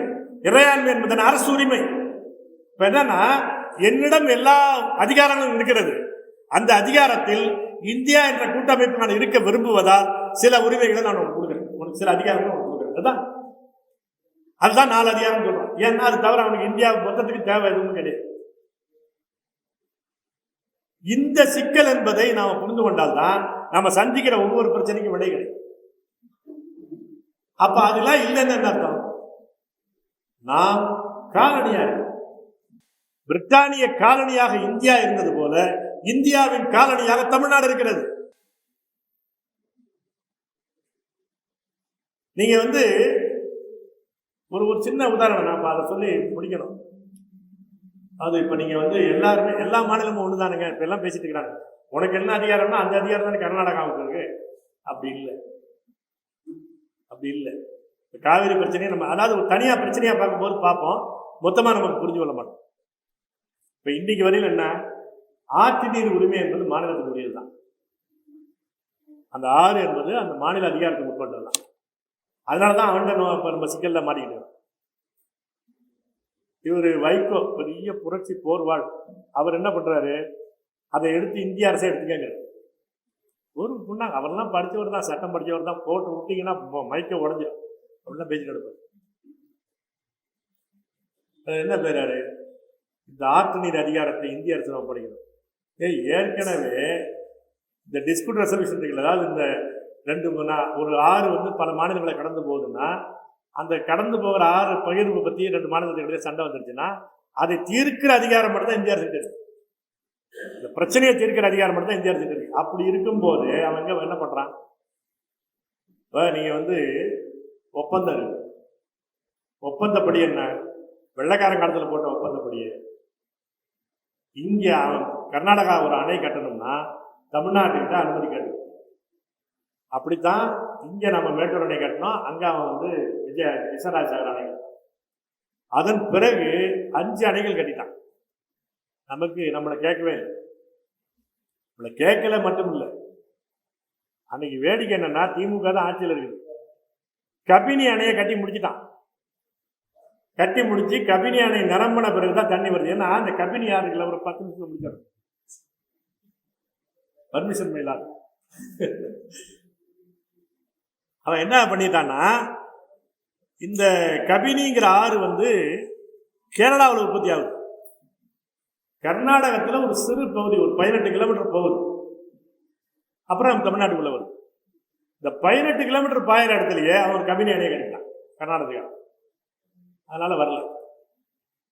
அது பற்றி கருணாநிதி முதலமைச்சராக இருக்கிற போது கேட்கிறாங்க. அதுக்கு முன்னாடி ஞாபகம் வச்சுங்க, அவர் பொதுப்பணித்துறை அமைச்சர். நம்ம துரைமுருகன் தான் புதிய புண்ணாக்குன்னு நினைக்கிறான். அதுக்கு முன்னாடி மூத்த புண்ணாக்கு கருணாநிதி. அவர் பொதுப்பணித்துறை அமைச்சராக இருந்தார். அப்பயே அவன் என்ன பண்ணிட்டான், ஹேரங்கி, ஹேமாவதி, லட்சுமண தீர்த்தம் 3 கட்டிட்டான். சாதாரண விஷயம் இல்லை. அணை கட்டுறதுங்கிறதுன்னா ஒரு 10 நாள் நடந்து முடிச்சிட முடியுமா? ஒரு வீட்டில் சுவர் எடுக்கிற மாதிரி விஷயம் அது. அணை கட்டுறான், எதுவுமே கிடையாது. இந்த கபினி அணை கட்டும் போது தான் விவாதம் வருது சட்டமன்றத்தில். ஞான் ரெக்கார்டு இருக்குது, நீங்க என்னைக்கு போய் சட்டமன்ற குறிப்புகளை பாருங்க. அப்ப அவர் முதலமைச்சராக வந்தார் கருணாநிதி. அப்படியா, நாம் ஏமாந்து விட்டோம், நானே கவனிக்கவில்லை. நீ கபினி அணைன்னு எவ்வளவு வருஷம் கட்டுறான், நீ உன் கவனத்துக்கே வரலன்னா நீ என்ன முதலமைச்சர்? நீ கட்டி முடிச்சுட்டாங்க. நீங்க இந்த இதெல்லாம் சேர்த்து தான் வழக்குக்கு போகுது. அந்த வழக்கிலேயே 1000 சிக்கல்கள் நடக்குது. அதெல்லாம் ரொம்ப நீண்ட விஷயம் செய்யும். அதில் அவன் தீர்ப்பு சொல்றான். அதான் வரிசையா போய் கடைசி தீர்ப்பு சொல்லிட்டான். அந்த தீர்ப்பின்படியாவது தண்ணி இன்னைக்கு வந்துட்டு இருந்தார். கடைசியா 172 டிஎம்சி தான் முதல்ல நமக்கு வந்துட்டு இருந்தது. ஒப்பந்தப்படி 464 டிஎம்சி. ஒரு டிஎம்சினா 100 கோடி கண்ணாடி தண்ணின்னு அர்த்தம். 100 கோடி கண்ணாடினா ஒரு டிஎம்சின்னு அர்த்தம். அந்த படி என்னன்னா 460 வந்து இருந்துச்சு. அப்புறம் 361 ஆயிடுச்சு. தீர்ப்புல இடைக்கால தீர்ப்பு 205ன்னா, அப்புறம் தீர்ப்பாயத்தினுடைய இறுதி தீர்ப்புல 192ன்னா, அப்புறம் உச்சநீதிமன்ற அப்பீல்ல போனா 175 முடிஞ்சு போச்சு. அந்த 175 மீட்டர் அந்த டிஎம்சி தனியாக வந்துட்டு இருக்குதா? வரல. அவன் என்ன பண்றான்னா, அவன் அணை உடையிற அளவுக்கு ரொம்பிடுச்சுன்னா அந்த டாப் கேட்டை திறந்து விடுவான். அவ்வளவுதான். அணை நிரம்பினால்தான் வருமே தவிர, நீ அங்க போய் நீ எவனை வேணா கேட்டுப்பாரு, எங்களுக்கே 10 உனக்கு எப்படி தருவேன்னு கேட்பான். அது என்ன உனக்கு போக எனக்கு முடிஞ்சினது? அது ஒரு டம்ளர் தண்ணி இருந்தா உனக்கு 50 எனக்கு 50, அதுதான் சட்டம். நான் தண்ணி எல்லாம் குடிச்சு முடிஞ்ச பிறகு எனக்கு மிஞ்சிச்சுன்னா தருவேங்கிறாங்க. நீ சாதாரண நாள்ல இருந்து மேல வர நான் பேசிட்டு இருக்கிறான். இந்த இந்த இந்த இது இருக்குல்ல, இப்ப நீங்க சட்டப்படி பாத்தீங்கன்னா 1956 சட்டம் என்பது கர்நாடகாவுக்கு என்ன சொல்லுதோ அதுதான் தமிழ்நாட்டுக்கு சொல்லுது. நடைமுறையில் என்ன இருக்குது, அந்த சட்டம் சொல்லுவதை இந்திய அரசு செயல்படுத்துறது இல்லை. ஏன்? இந்திய அரசு என்பது யாரெல்லாம் தமிழர்களுக்கு விரோதியா இருக்கிறானோ அவன் அந்த பக்கம் தான் நிற்பான். சிங்களம் தமிழர்களுக்கு விரோதினா சிங்களம் பக்கம் தான் தமிழன் நிற்பான். அது இந்திய அரசு நிற்பான். இந்த 152 அடி தேக்கிக்கலான்னு எவ்வளவு தடவை தீர்ப்பு சொல்லுவான் உச்ச நீதிமன்றத்துல? முல்லை பெரியாறுல 3 தடவை தீர்ப்பு சொல்லிட்டான். திரும்ப திரும்ப அவன் மாத்தி மாத்தி வல்லுநர்கள் கூப்பிடுறான். எல்லாரும் சொல்றான் அணை சரியா இருக்குன்ட்டான். ஆனாலும் சொல்லிட்டு இருக்கான். இப்ப உச்ச நீதிமன்ற தீர்ப்பு செல்லுபடியாவாது, சட்டம் செல்லுபடியாவாது. இப்ப நம்முடைய மீனவர்கள், இந்த இந்திய மீனவர்கள் சொல்றான்ல, அவன் கராச்சி பக்கம் போறான், குஜராத் மீனவர்கள் கராச்சி பக்கம் போறான், சுடுறது இல்லையே, இடிப்படுத்துறது இல்லையே. நம்முடைய மீனவர் அங்க போனாலும் சுட்டு கொள்றான், பிடிச்சி வச்சுக்கிறான், போட்டை பிடிச்சிக்கிறான், ஐஸ் பெட்டியில நிர்வாணமா போட்டு அடிக்கிறான். அப்ப என்னன்னா, சட்டம் ஒன்றுதான், எல்லா மாநிலத்துக்கும் ஒன்றுதான். ஆனால் அந்த சட்டம் என்பது தமிழர்களுக்கு விரோதமாக செயல்படுமானால் இந்திய அரசு அந்த பக்கம் தான் நிற்கும். கட்சி வேறுபாடு கிடையாது.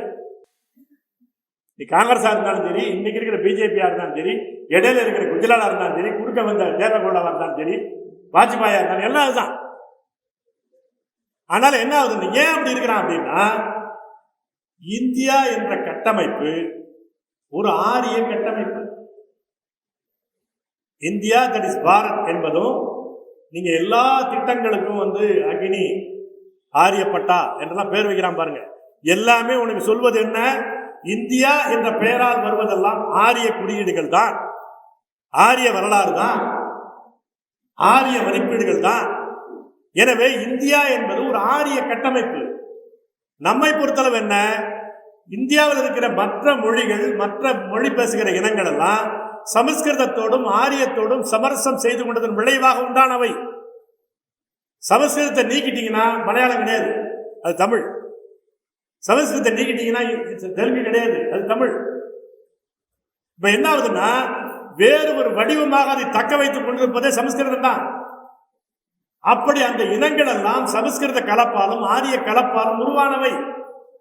அவன் இந்தியா என்பதை இயல்பாக ஏற்றுக்கொள்வான். ஏன்?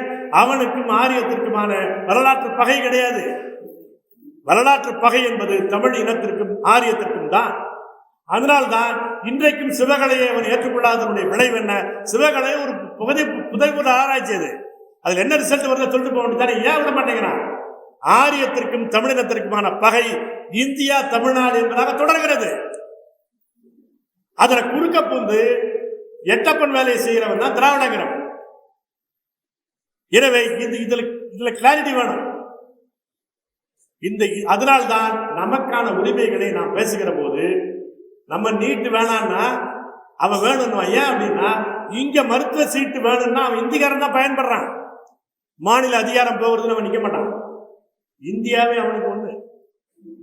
இப்ப நீங்க ஒரு உதாரணம் இருக்குதுங்க. நீங்க குருவிதான் தன்னுடைய கூட்டை மூடி வச்சுக்கும். பருந்துக்கு என்ன? அது என்ன கேட்கும்னா, ஏன் என் கூட மூடி வச்சுக்கிற, குறுகிய மனப்பான்மை எடுக்கிற அப்படின்னு கேட்கும். பருந்துகிட்ட முடியும்னா கழுவிட்ட குருவி ஏன் கூட்டை மூடி வச்சுக்கிற, நீ குறுகிய மனப்பான்மை திறந்து விடு.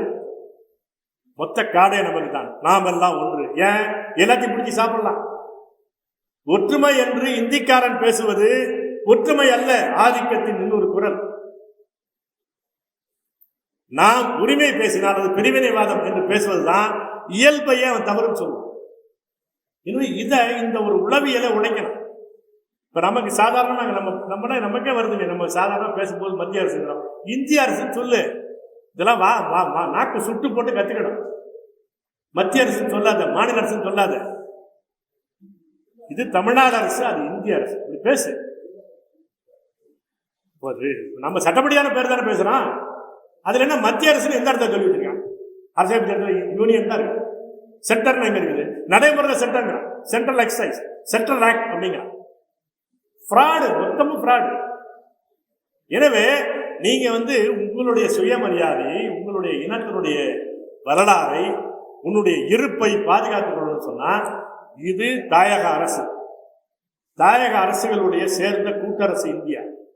அப்படி இருந்தால் நீடிக்கலாம், இல்லை என்றால் நீடிப்பதை பற்றியே பரிசீலிக்க வேண்டியிருக்கும். நன்றி, வணக்கம்.